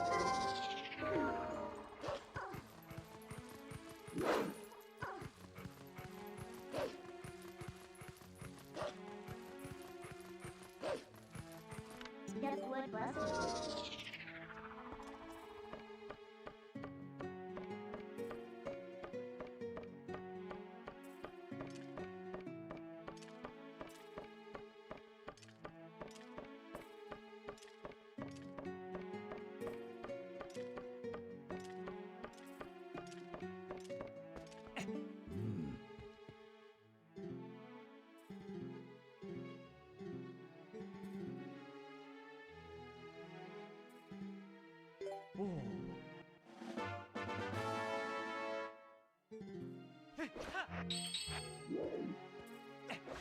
It's one from.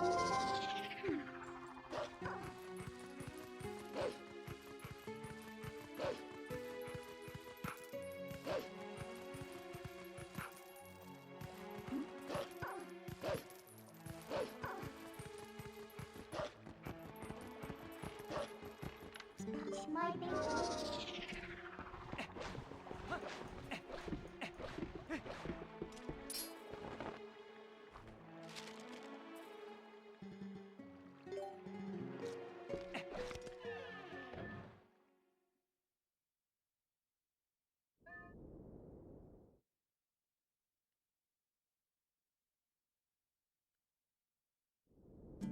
I may just.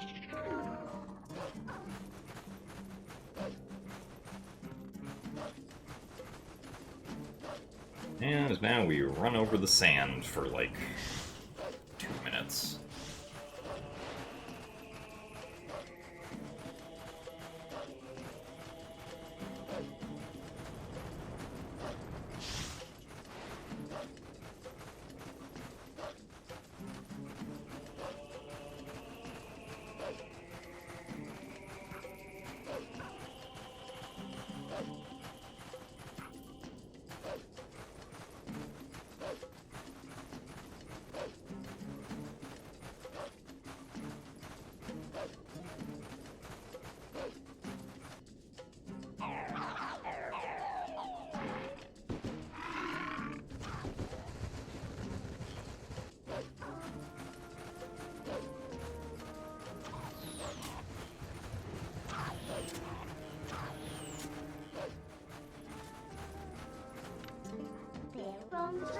Be too early with calling Bitna there.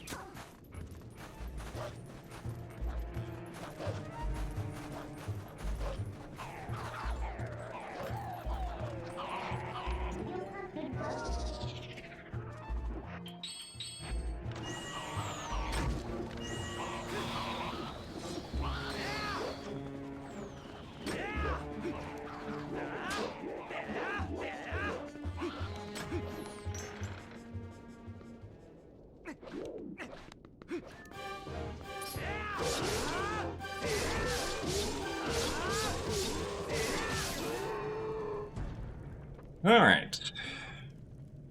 Not too bad of a segment.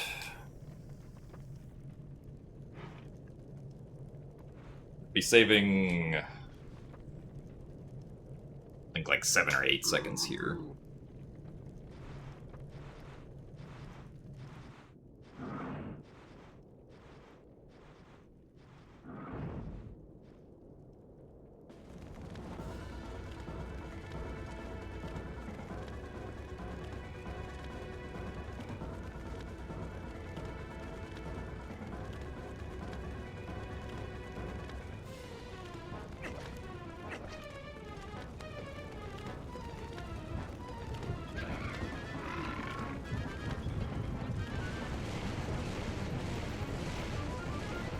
So, hello, Middleton.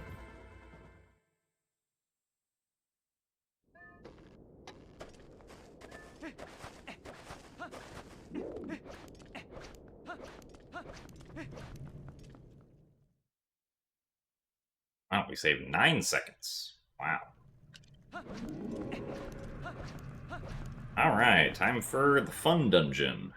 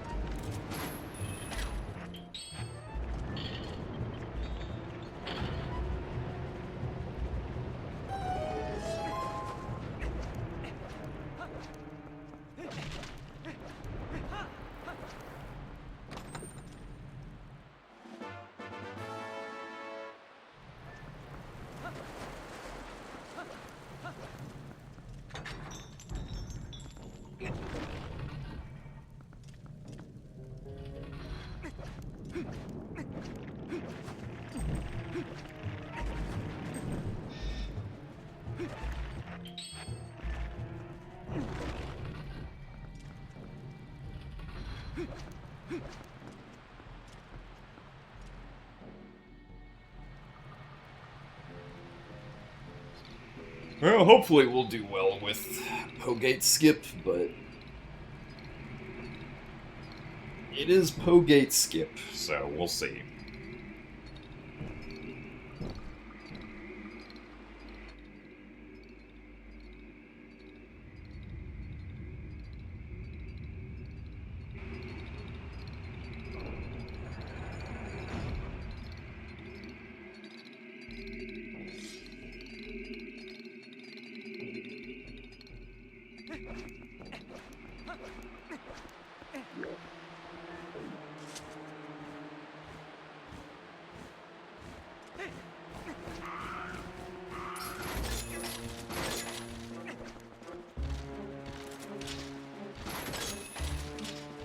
This is not what I wanted.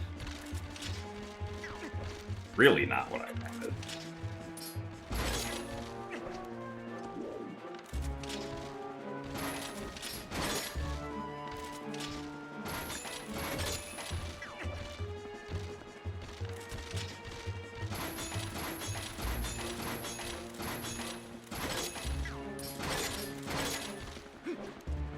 Not going well so far. I don't think I'm in the corner there. Yeah, now this is not a great start.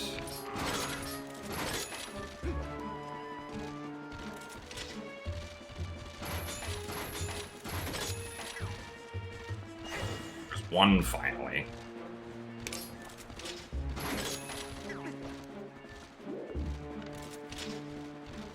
Really? I just decided to go the complete wrong direction.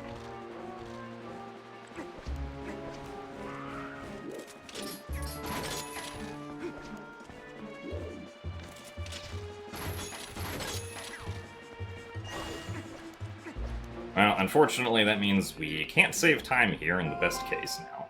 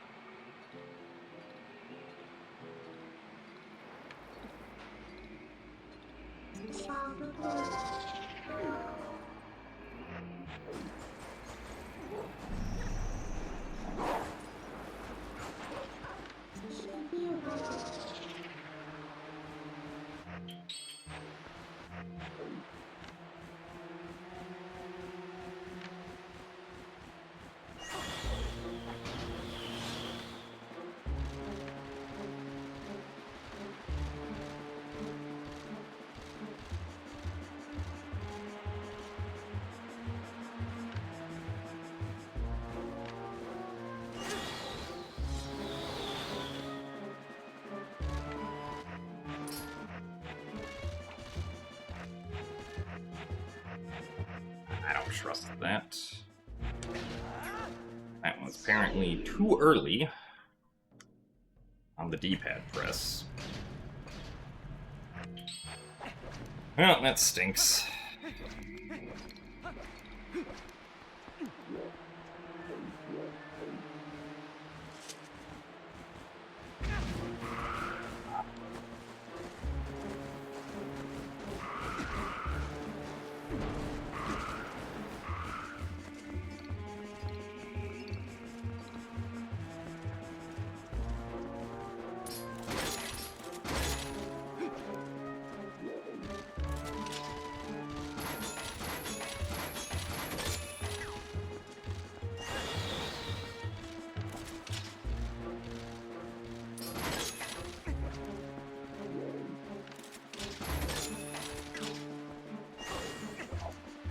Getting levels in that time went much better.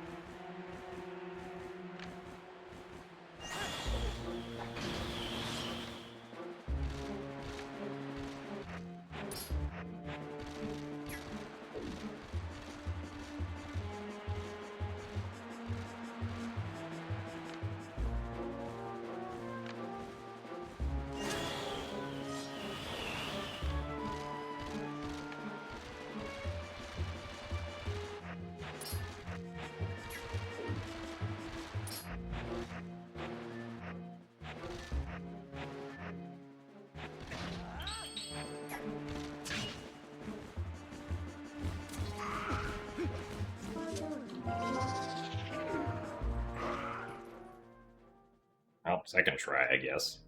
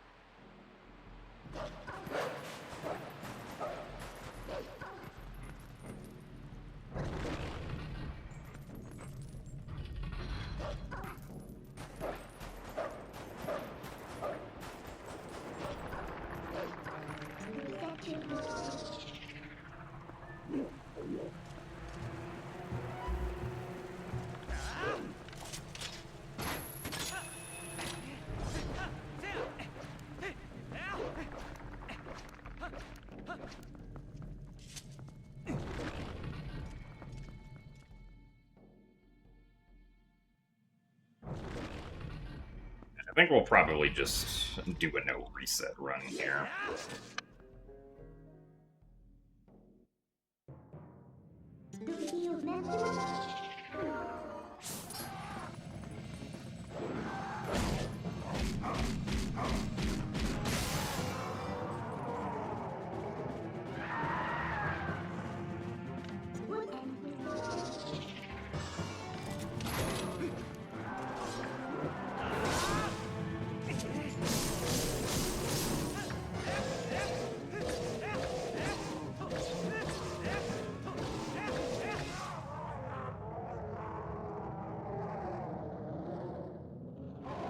True, this game is old enough to vote, but it's not old enough to drink.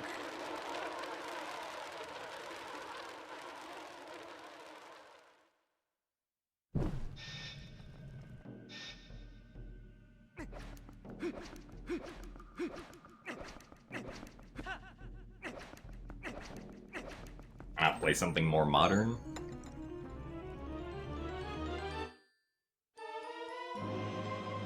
I can't think of a response to this question, so I don't know.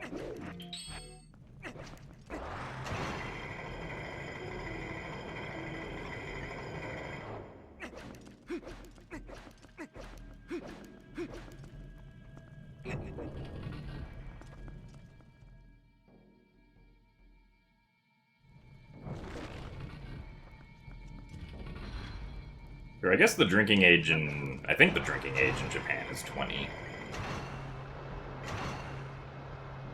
Nice. How...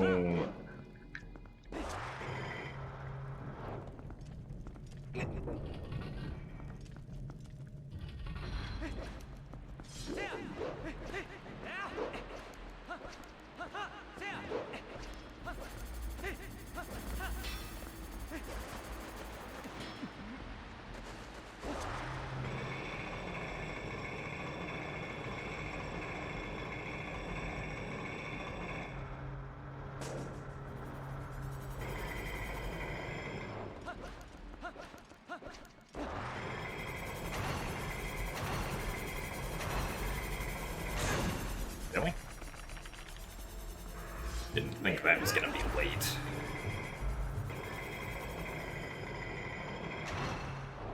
First time in a while I've fallen down here, so that kinda sucks.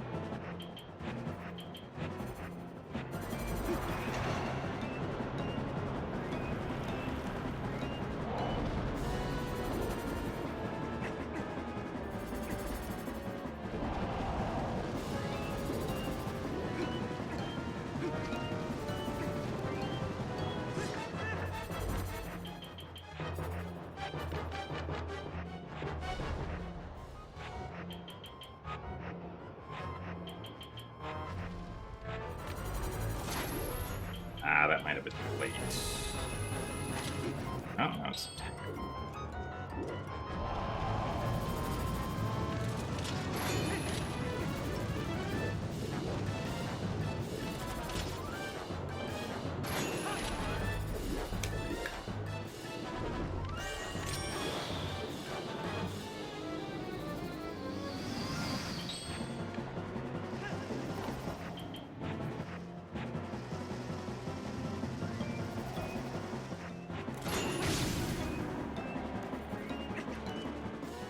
time loss was to falling down in the spinner section. Well, technically, PB is still possible.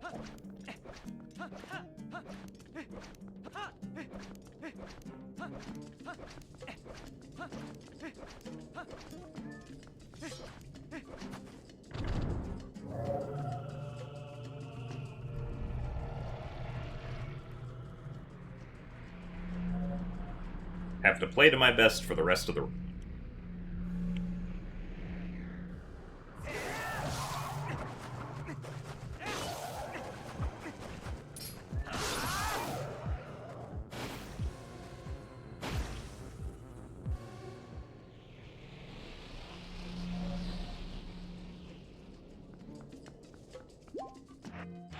From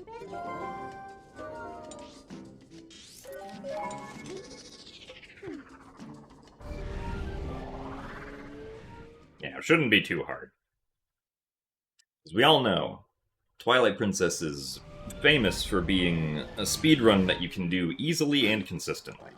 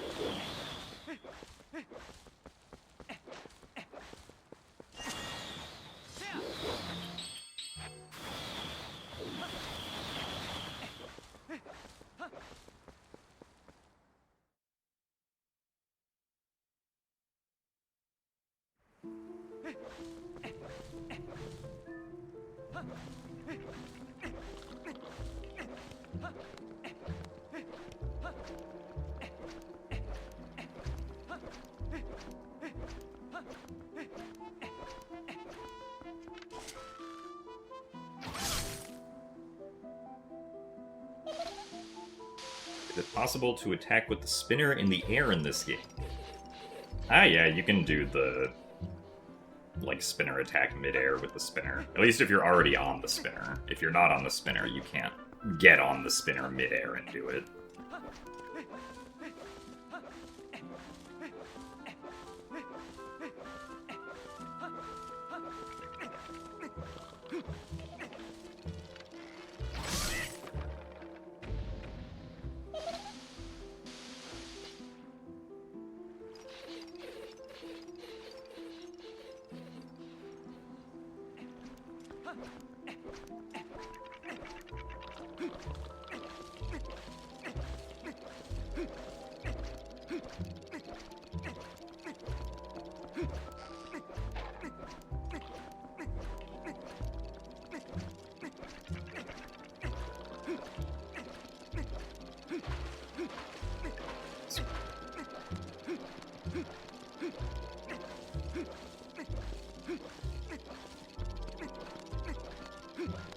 Got where I was going.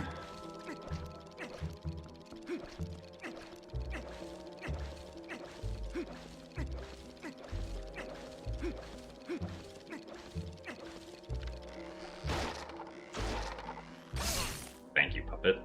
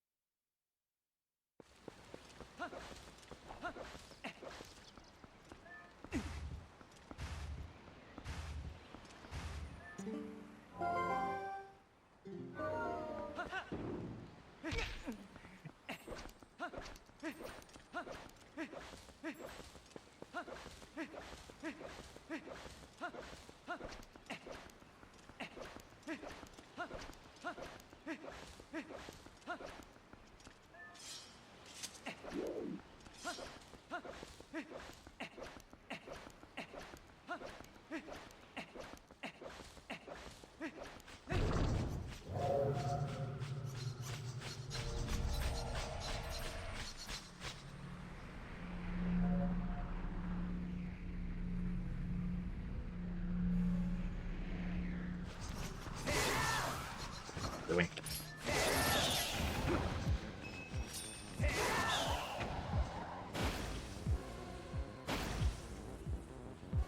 But because I did a quick spin too early. Might have been.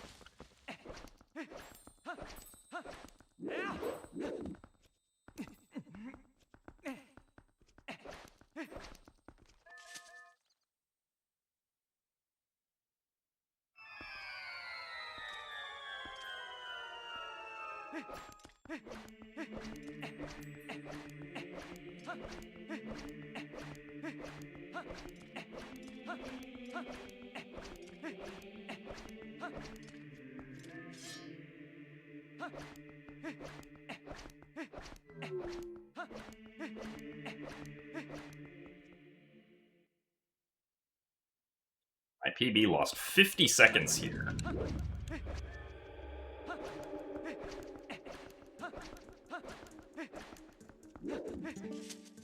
Because of course it did. Nice. Come on.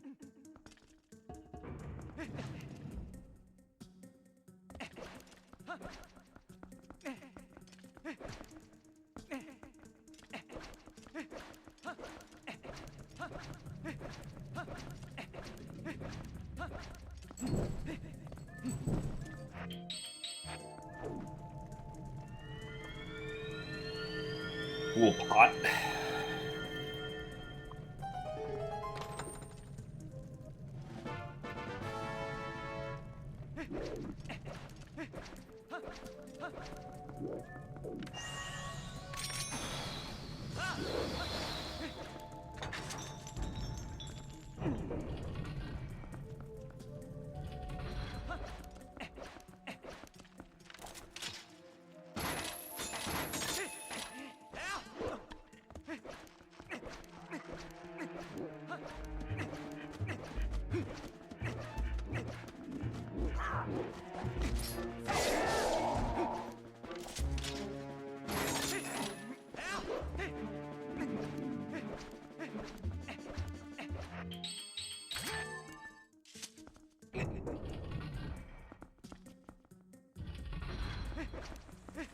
Yeah, the parts where the spinner actually moves really fast are a lot of fun to move around in.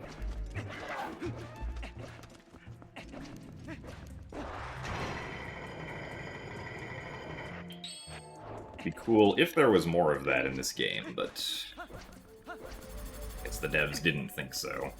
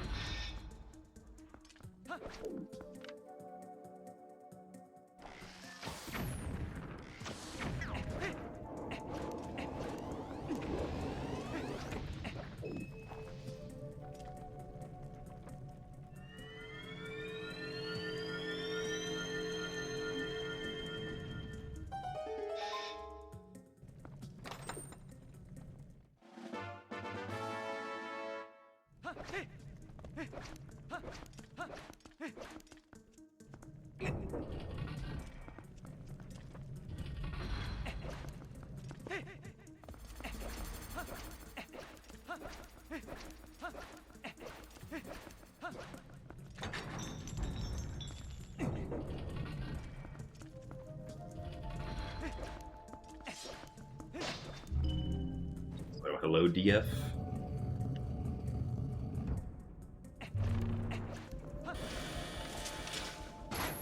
Welcome to the all dungeoning of Twilight Princess.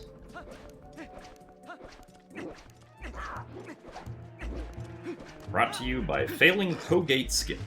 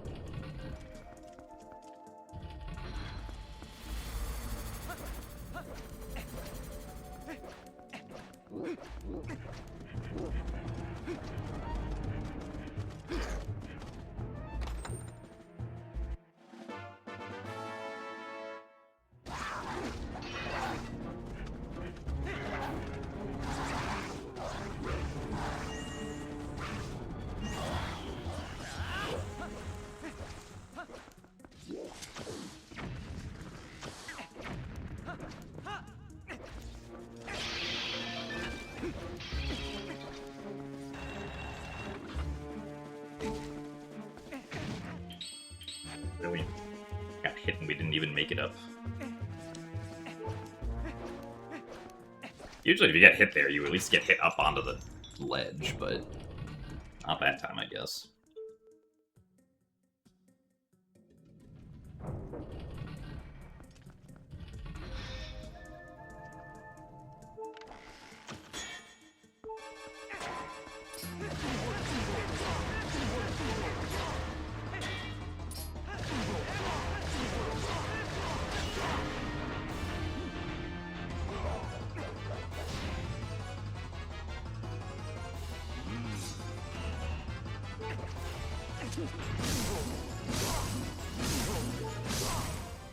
A little early pulling out the ball and chain there.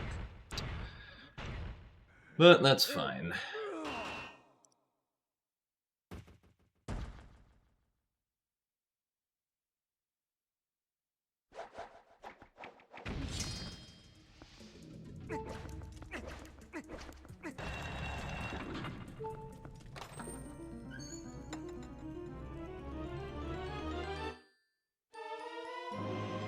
Man, much better than PB.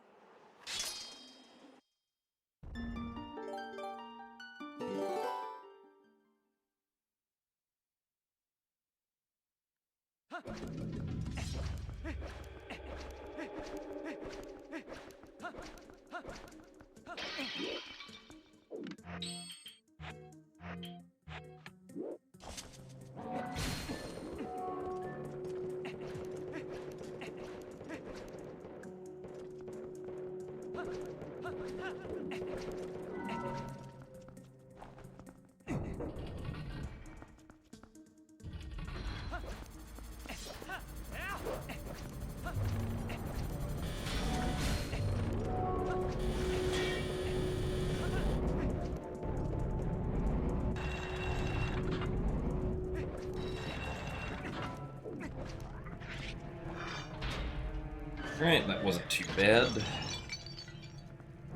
Just hesitated weirdly because the camera wasn't fully in front of Link when I paused.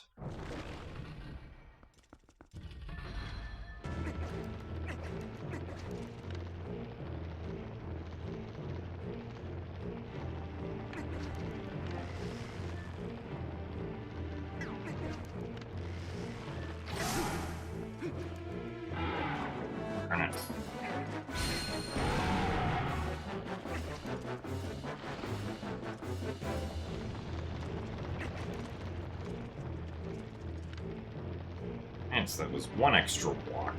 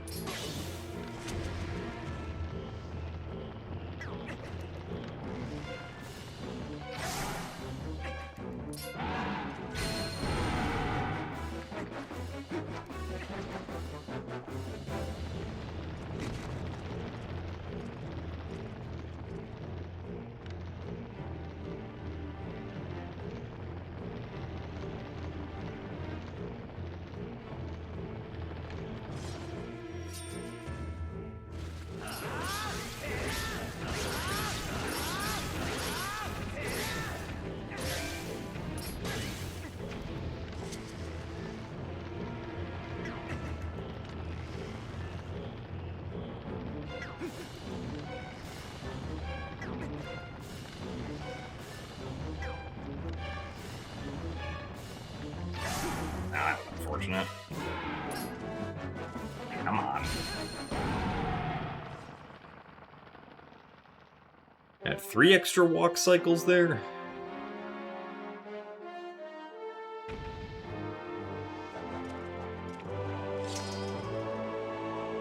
That was, I think, 4 extra walk cycles total.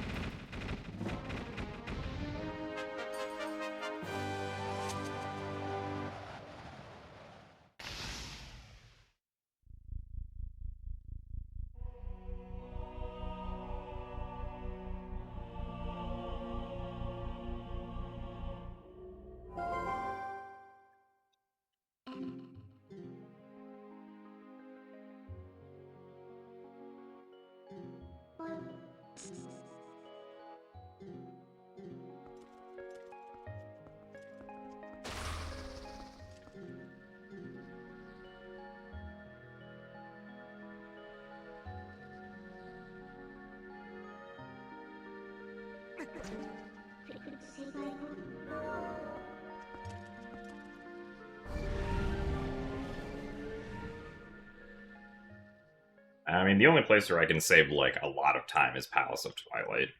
This run's not gonna PB, but I wanted to do no reset since I don't really have time to do, another attempt.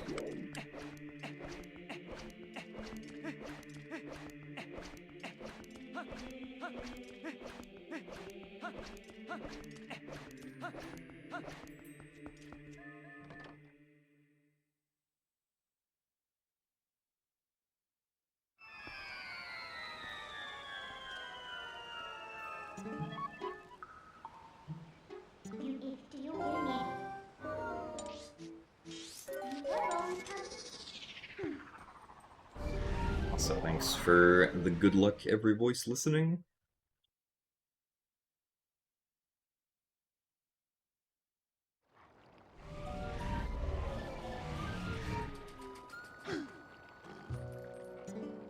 love you too.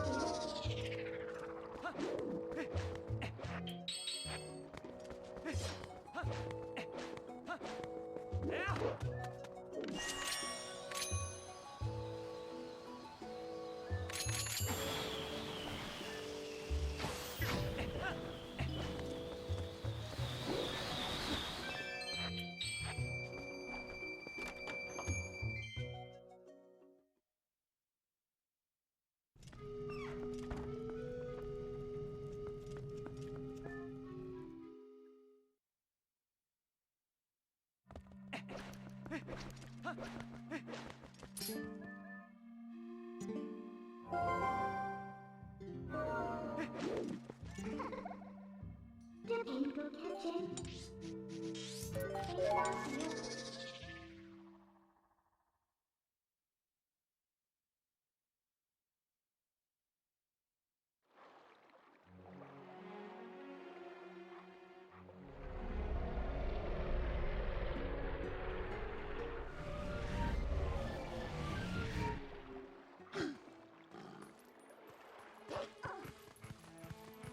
Hello, Tommy Earl. Run, unfortunately,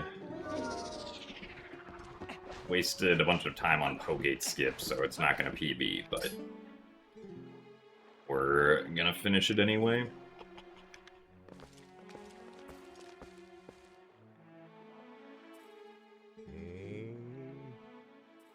Yes, the run is walking.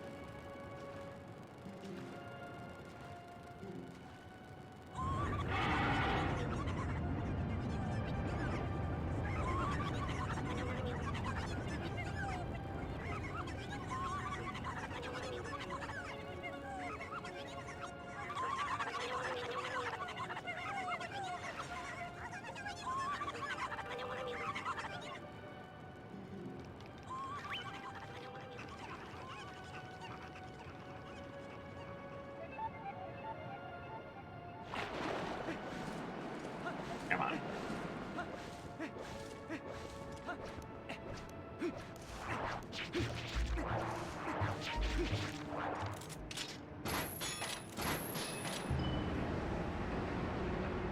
Do I want to be shot to City in the Sky? Probably not, since no guarantee the cannon's aim will be good enough to actually send me there. I feel like in real life.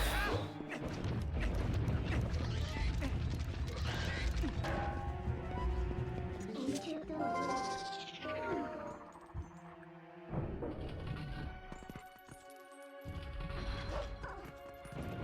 this would save me.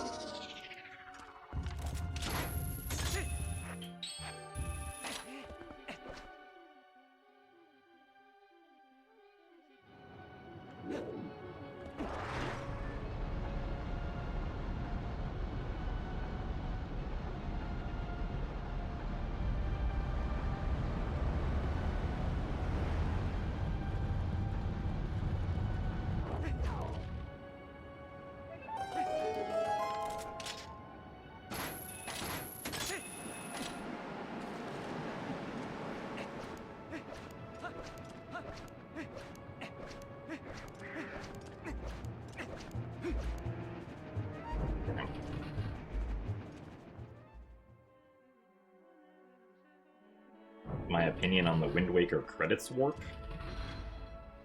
I mean, it's kind of been in the works for a while, so I was not particularly surprised when it happened, or when it was, like, confirmed to work.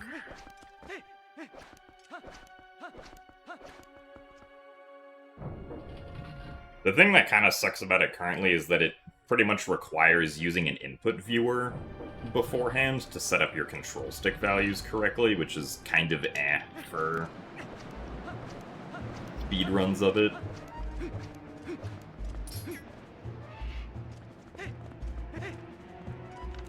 Like, hopefully there will be a way to do it without requiring an input viewer at all.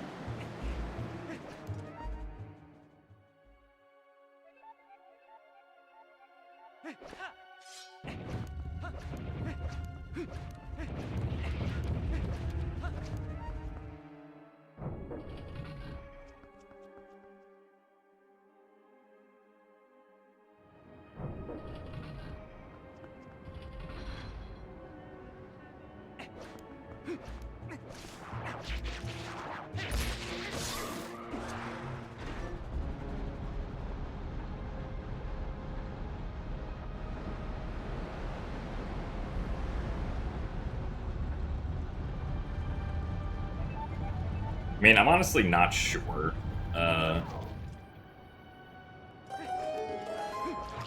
Like, whether or not something like that should be allowed on just, like, the regular any percent board. Because that is kind of something of an accessibility issue.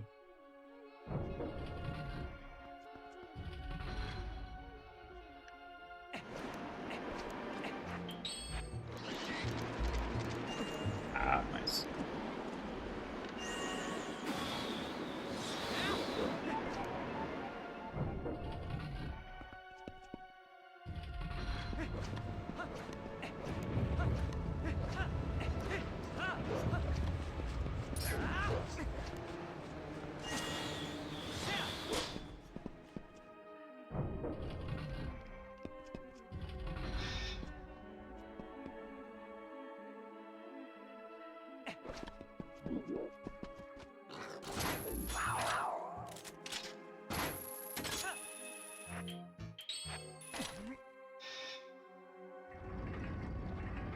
But it is cool that it exists, though. And, like, if a way is found to do it without needing an input viewer at all, then... And, it, you know, it's faster than what the non-ace any percent route is, then I'd probably at least do a few runs of it.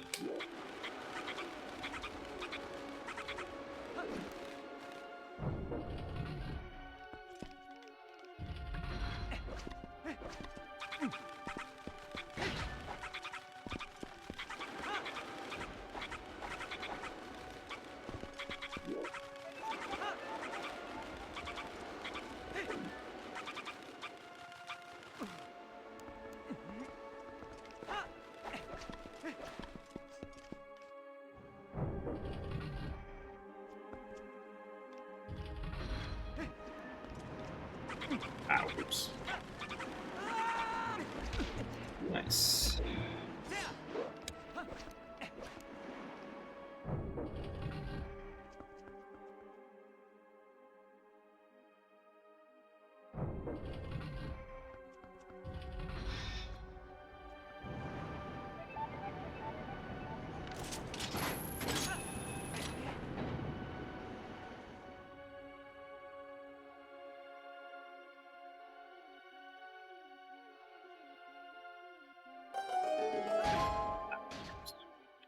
Pick off the boots.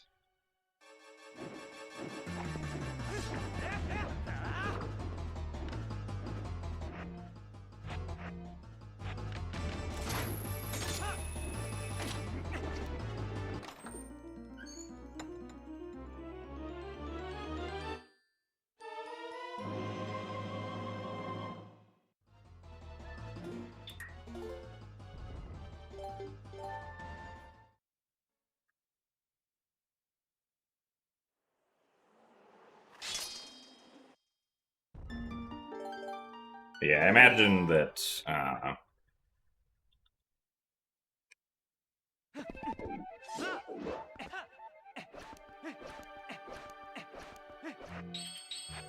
the way of doing it that's like actually faster than the current any percent route without using an input viewer at all is figured out, then the current any percent leaderboard will probably be renamed to like any percent no ace or something.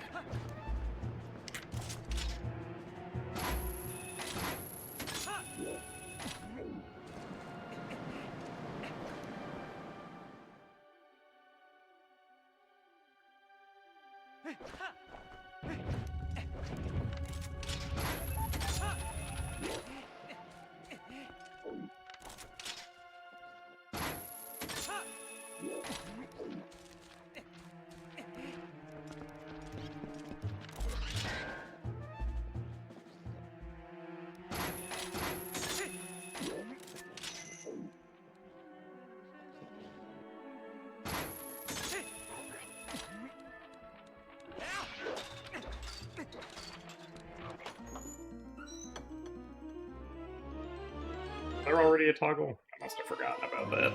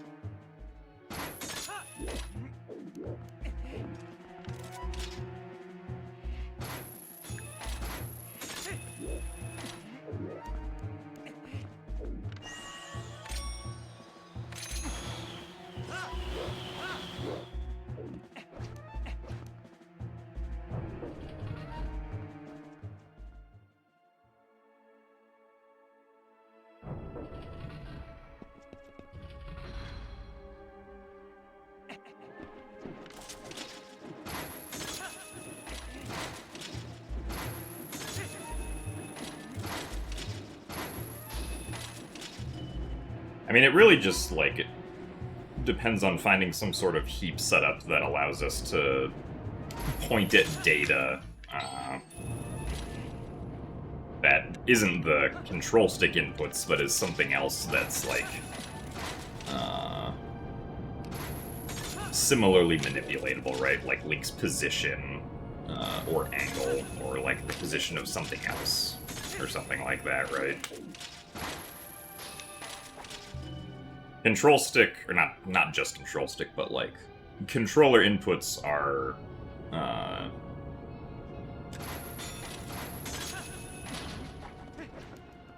usually something that's figured out first, because you don't have to figure out how to manipulate control inputs. You just have to manipulate them to what they have to be, and then, you know, you have controllers 2, 3, and 4 all next to each other in memory, which makes it easy to get, like, a bunch of instructions together, as long as you can just point at that location.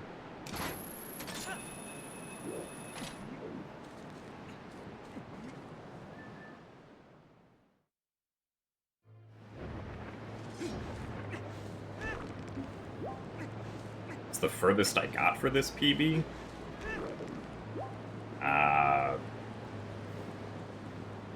Not entirely sure what the question is. The furthest that I've gotten in this run is completing the run.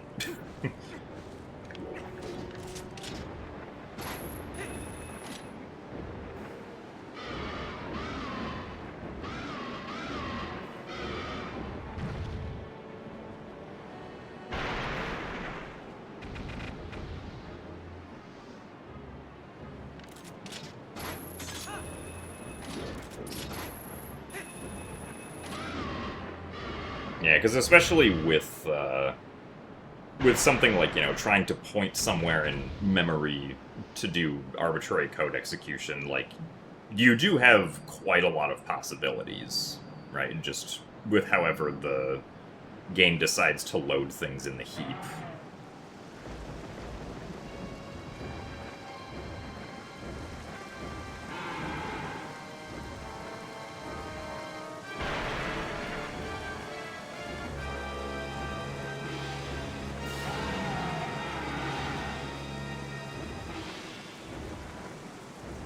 though. I mean, I have confidence that like something will be figured out that doesn't require an input viewer that is faster than the current any percent record without arbitrary code execution. I don't know if it'll be faster than like the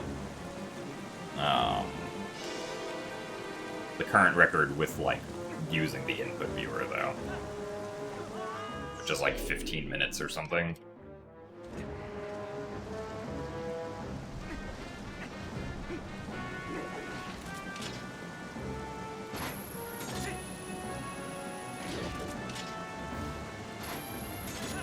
Hookshot reach further in this arena? I've always felt like it does, but I've never done an actual test to see if that's the case. But it at least feels like you can shoot the hookshot for the claw shot for longer on this map. Like very slightly longer compared to other maps.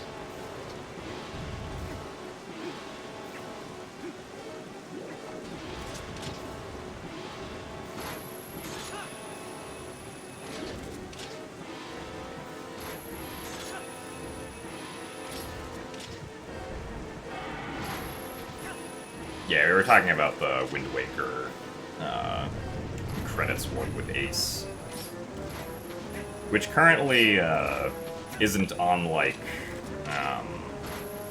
or at least currently like it requires an input viewer to do correctly, because you have to be able to set up stick values for controllers 2, 3, and 4 to like extremely precise values.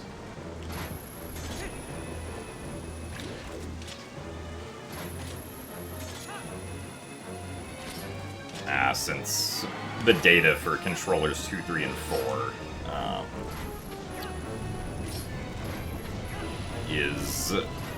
are directly next to each other in memory, so it gives like a good spot to have a couple of easily manipulatable instructions, at least theoretically.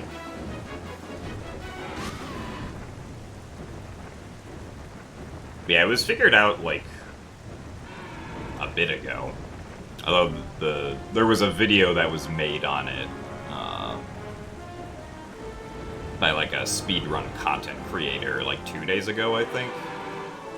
Which is why now more people suddenly know about it.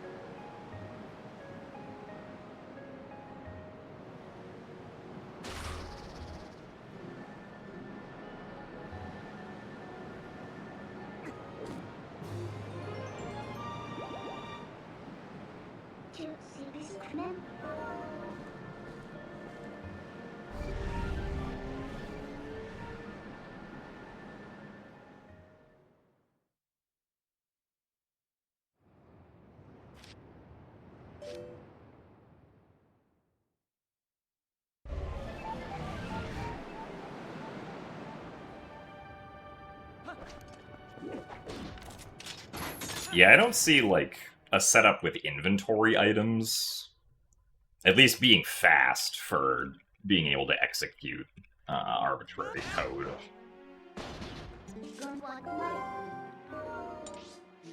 I think the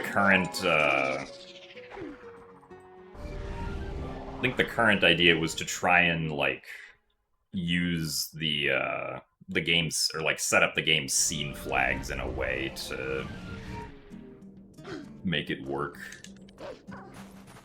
Or at least for the initial jump, I think.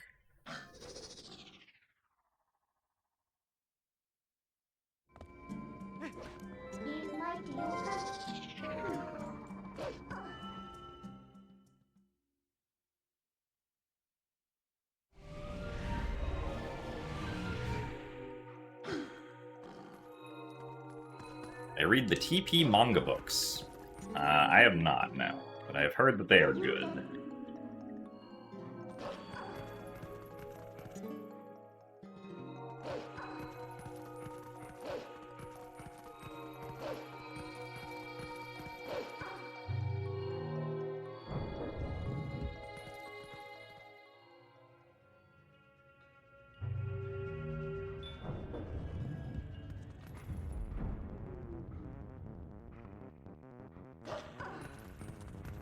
Also, yeah, item counts generally don't let you set the full range of values that you would want to set for being able to set up exact instruction bytes.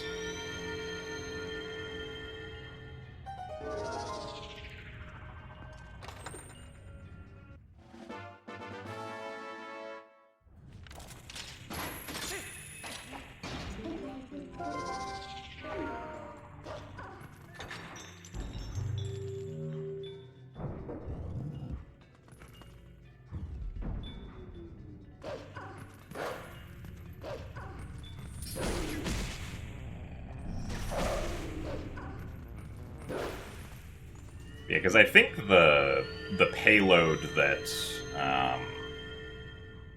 is currently being used is only 3 instructions long, so you only need 12 bytes of, or like 12 continuous bytes of memory that you can have control over.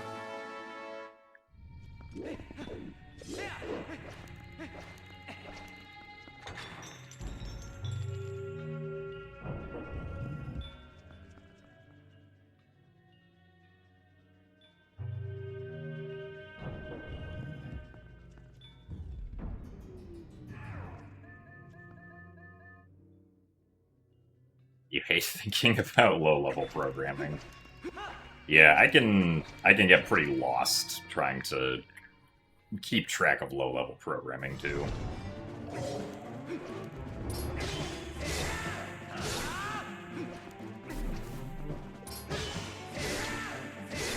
Like, little snippets of, like, you know, a few instructions are always fine, but trying to understand the bigger picture of,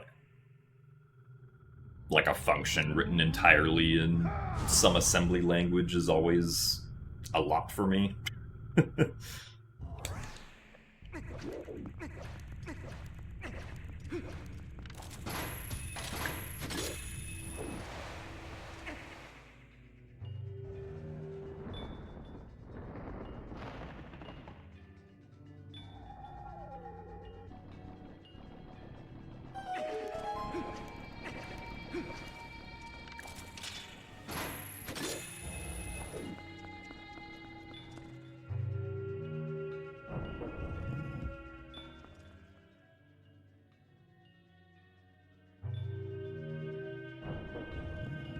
Alright, will I actually be able to throw the orb correctly?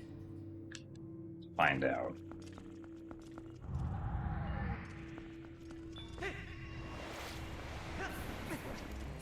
Oh my god, I did it. I threw the orb correctly. Man, I'm such a good gamer.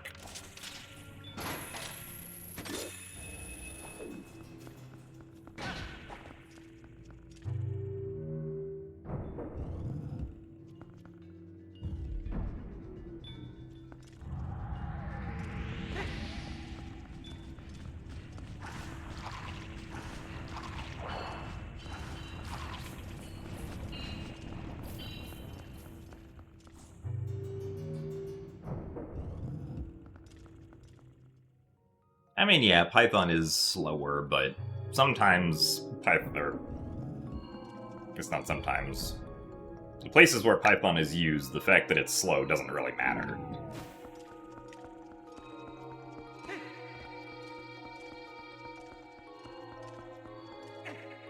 Or at least doesn't matter enough.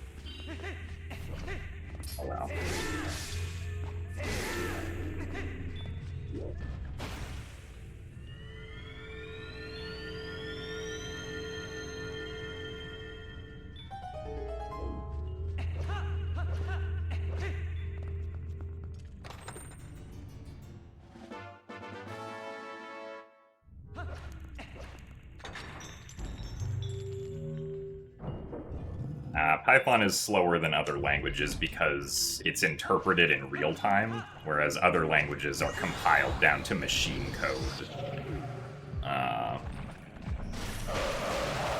And then run.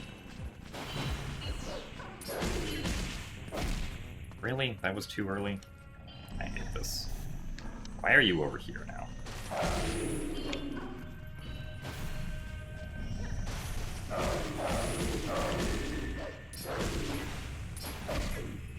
That was too far away?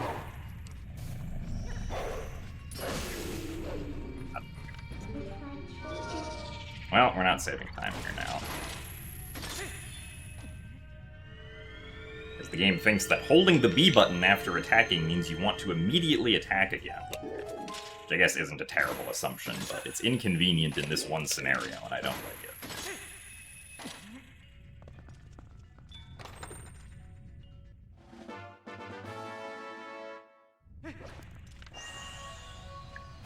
That is not what I'm going to do.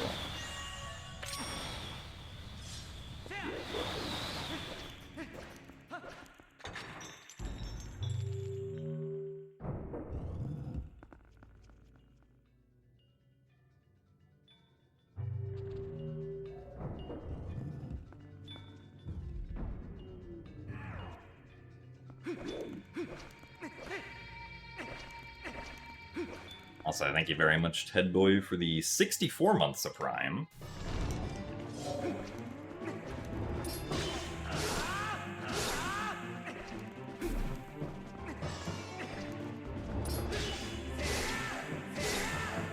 Ham, turkey, or roast beef sandwich for the rest of my life. I think I would probably go with roast beef.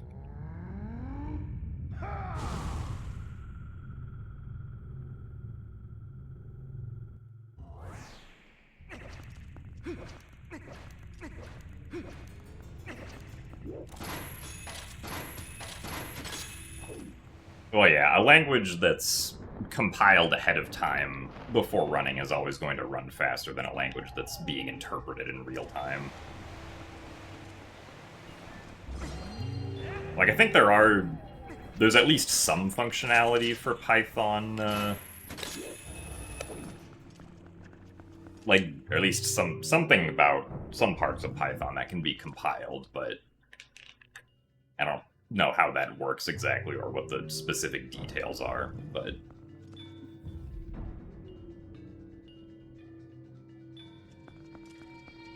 it's kind of like if you spoke two languages, right? Like let's say you spoke English and French, right? And you have a story that you want to read in English. The compiled language is like reading the story already in English, and the interpreted story is the story being in French, but you have to translate it into English on the fly, right? Which is probably not going to be as fast as just reading it directly in English.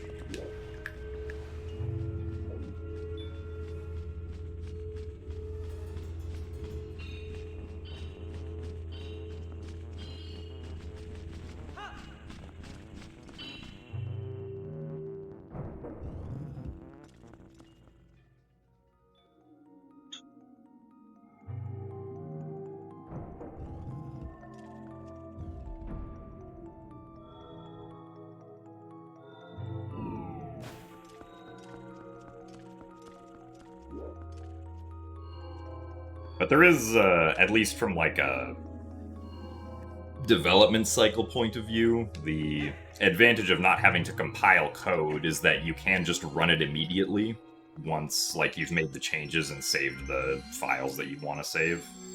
You don't have to compile it again and then run it, but usually if a project is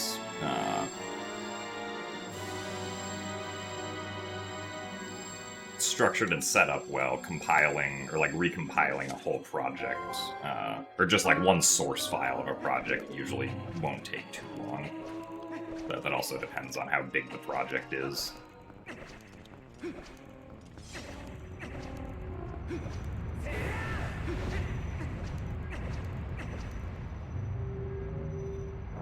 understand how big your source file is, and yada yada yada.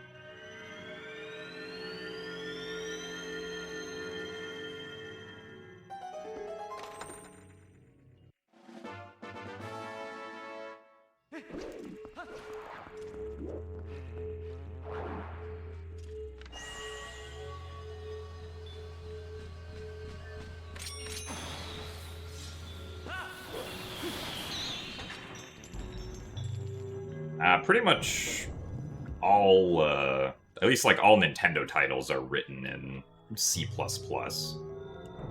Or C if you go back to the N64.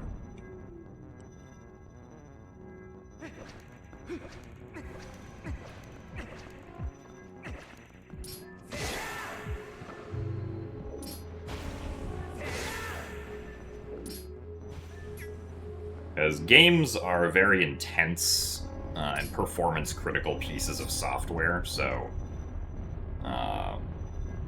you want to, at least if you're using a high-level language, you want to make them in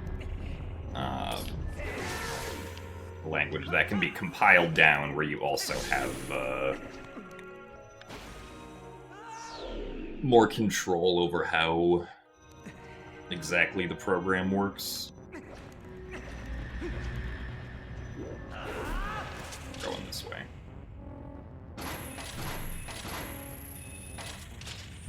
Really?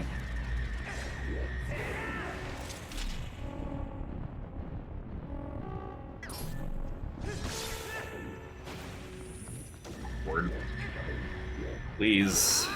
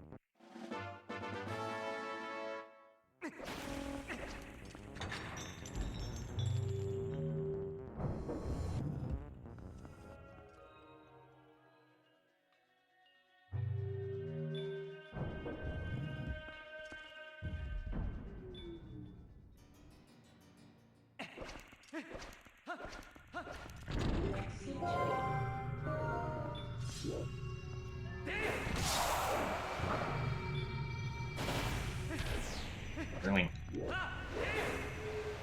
We're early.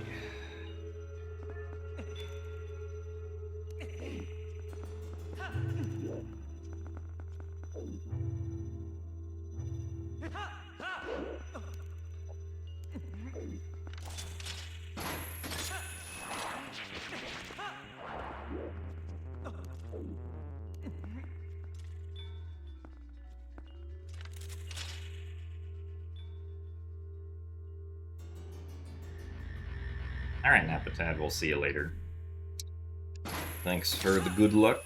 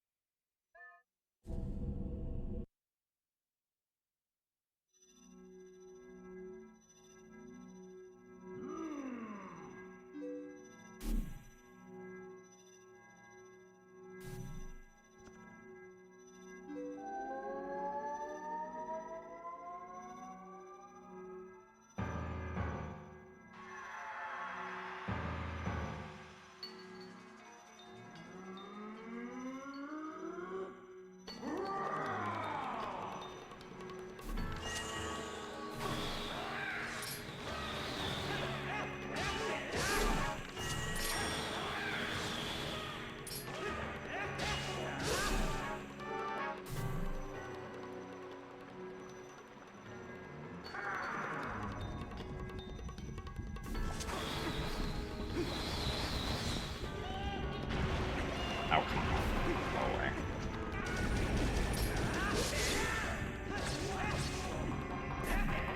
Oh, that was too close.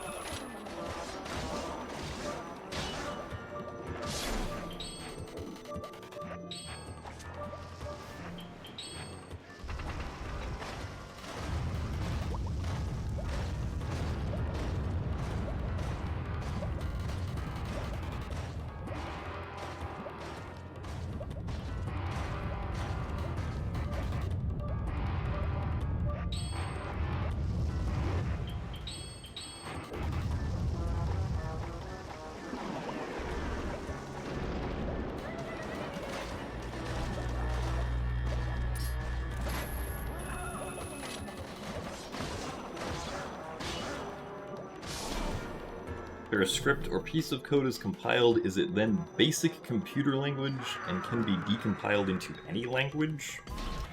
So there isn't really, like, a universal basic computing language. The exact, like, machine code depends on what machine code the machine you're running the program on runs, right? So, like, Wii's and GameCubes, and Wii U's, for instance, run PowerPC assembly code. Windows, I think, is x86.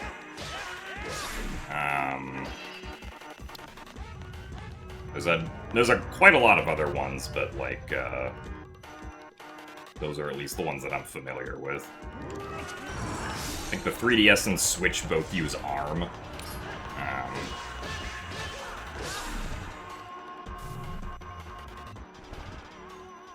And the Switch, too. The N64 uses MIPS, if I remember correctly.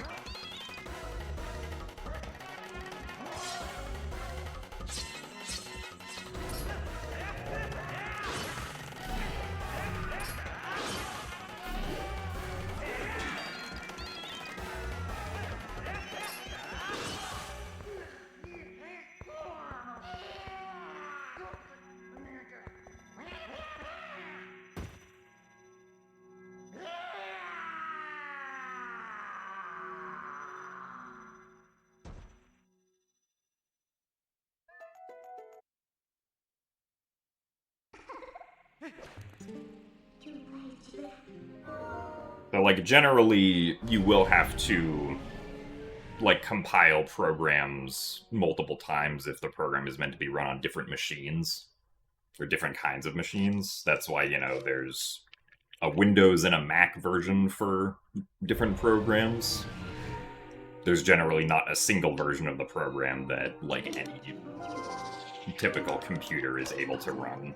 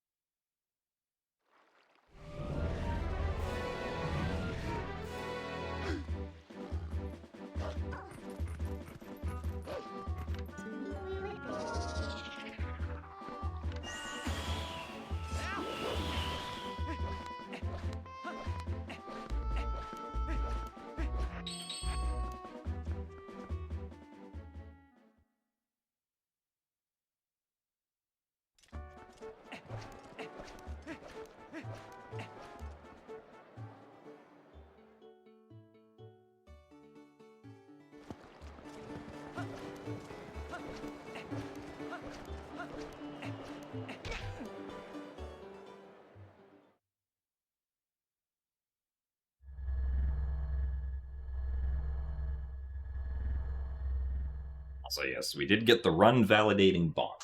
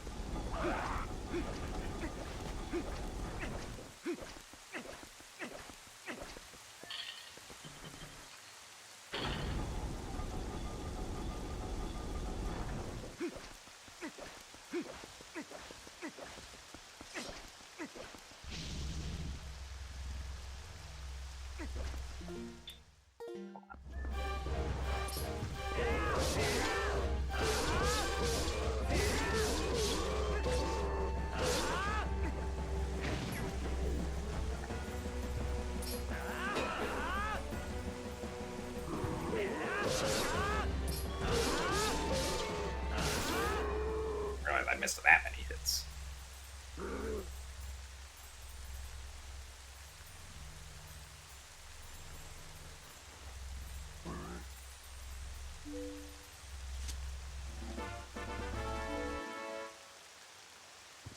True. A lot of people who made important contributions to computer science are still alive.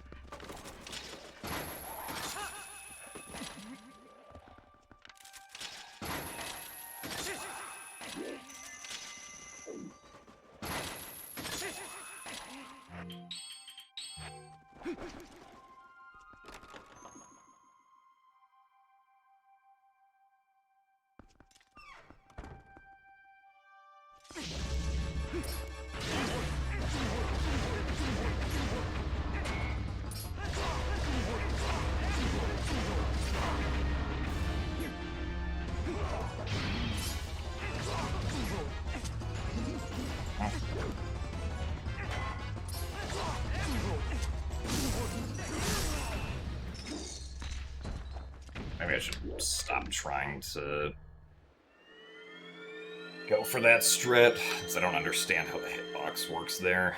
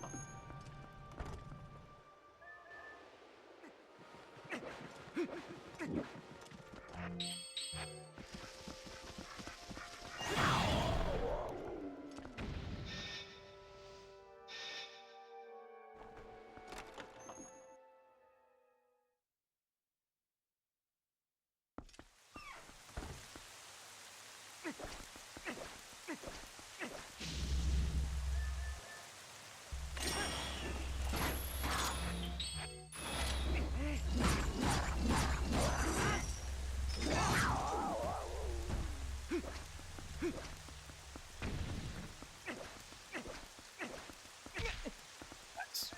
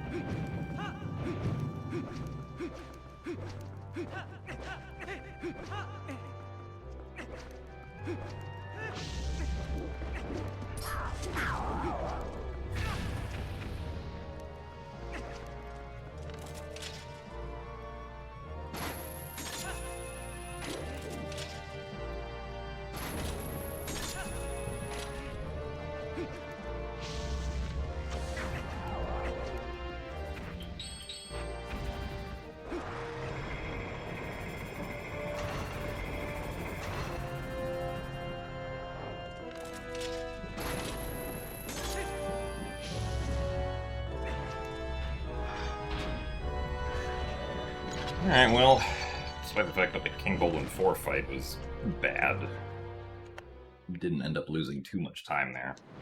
Basically, I've stayed even with my PB since, nice. Since beating Temple of Time.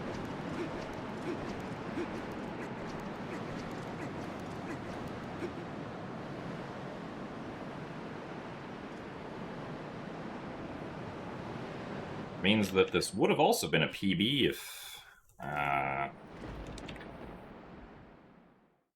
gotten it on Monday. Or would have just straight up been a PB if I'd gotten Hogate skip first try. At least on the attempt that I accidentally went too early.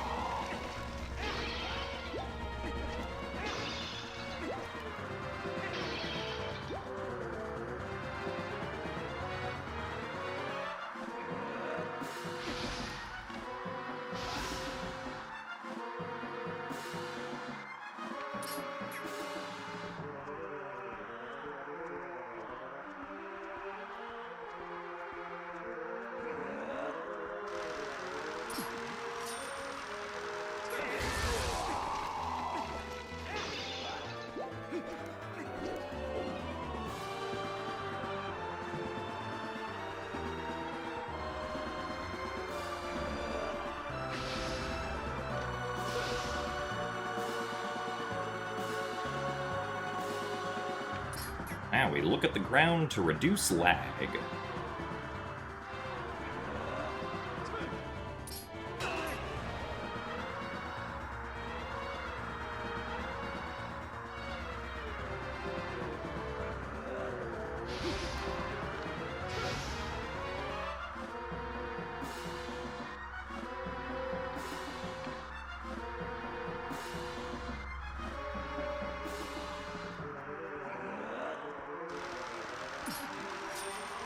I also was not keeping track of how many cycles that was, but it wasn't too slow.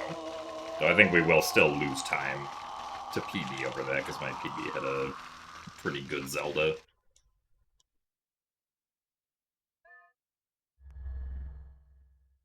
Oh, I also forgot to equip bow. Oops.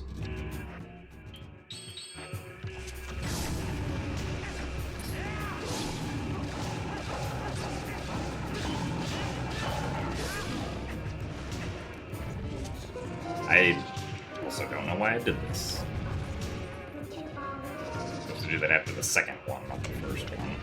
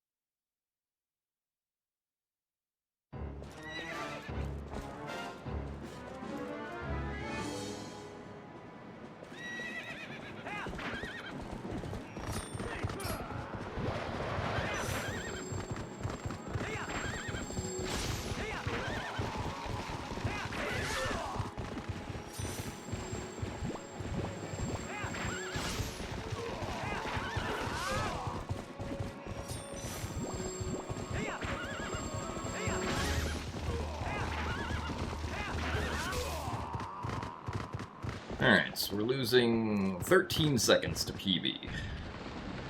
Actually, I don't know if we would have PB'd here if... Well, actually, I think we would have. Because I think if I had gotten the Pogate skip first try, I would have been about even at Spinner, instead of 2 minutes behind.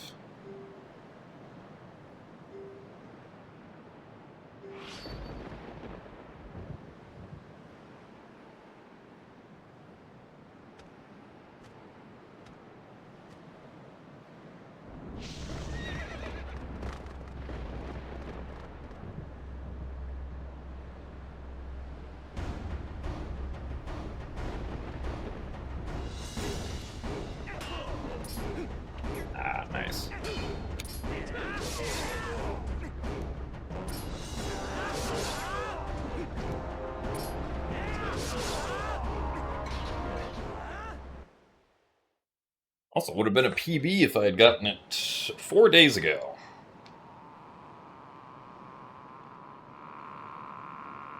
Also, thank you very much, Audio Killers, for the 85 months of Prime. That's a lot of months of Prime. Thank you for the GGs as well. Also, thank you, Joshi, for the 50 bits and Apes for the 20 bits. And thank you to the rest of everyone for the GGs. Yeah, that was fun. Except Pogate Skip, I guess. That was a bad mistake. Palace of Twilight also wasn't great, but at least we entered Arbiter's Grounds ahead. That's pretty decent for me. Is that my best Enter Arbiter's time? Yes, it was my best ever Enter Arbiter's time by 0.2 seconds.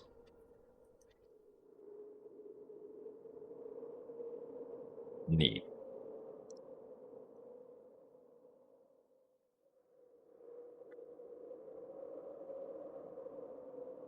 Yeah, and if we compare against best, almost half of, or not, no, not quite half, but the most significant time lost to my best was on Spinner. By far.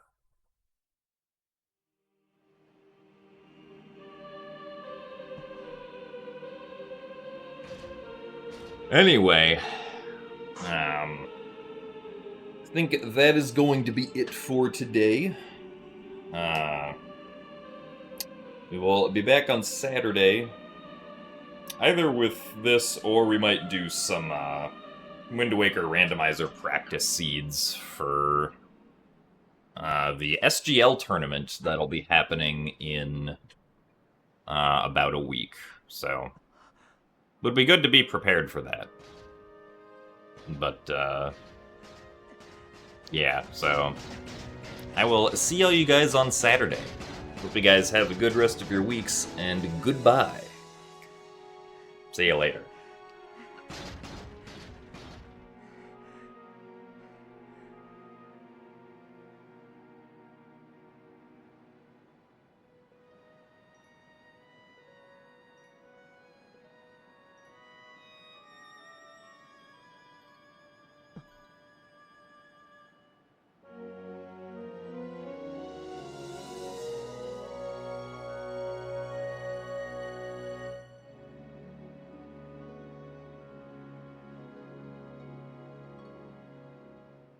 Crystal again. Won't have a repair. You forget we build space. Hot for report?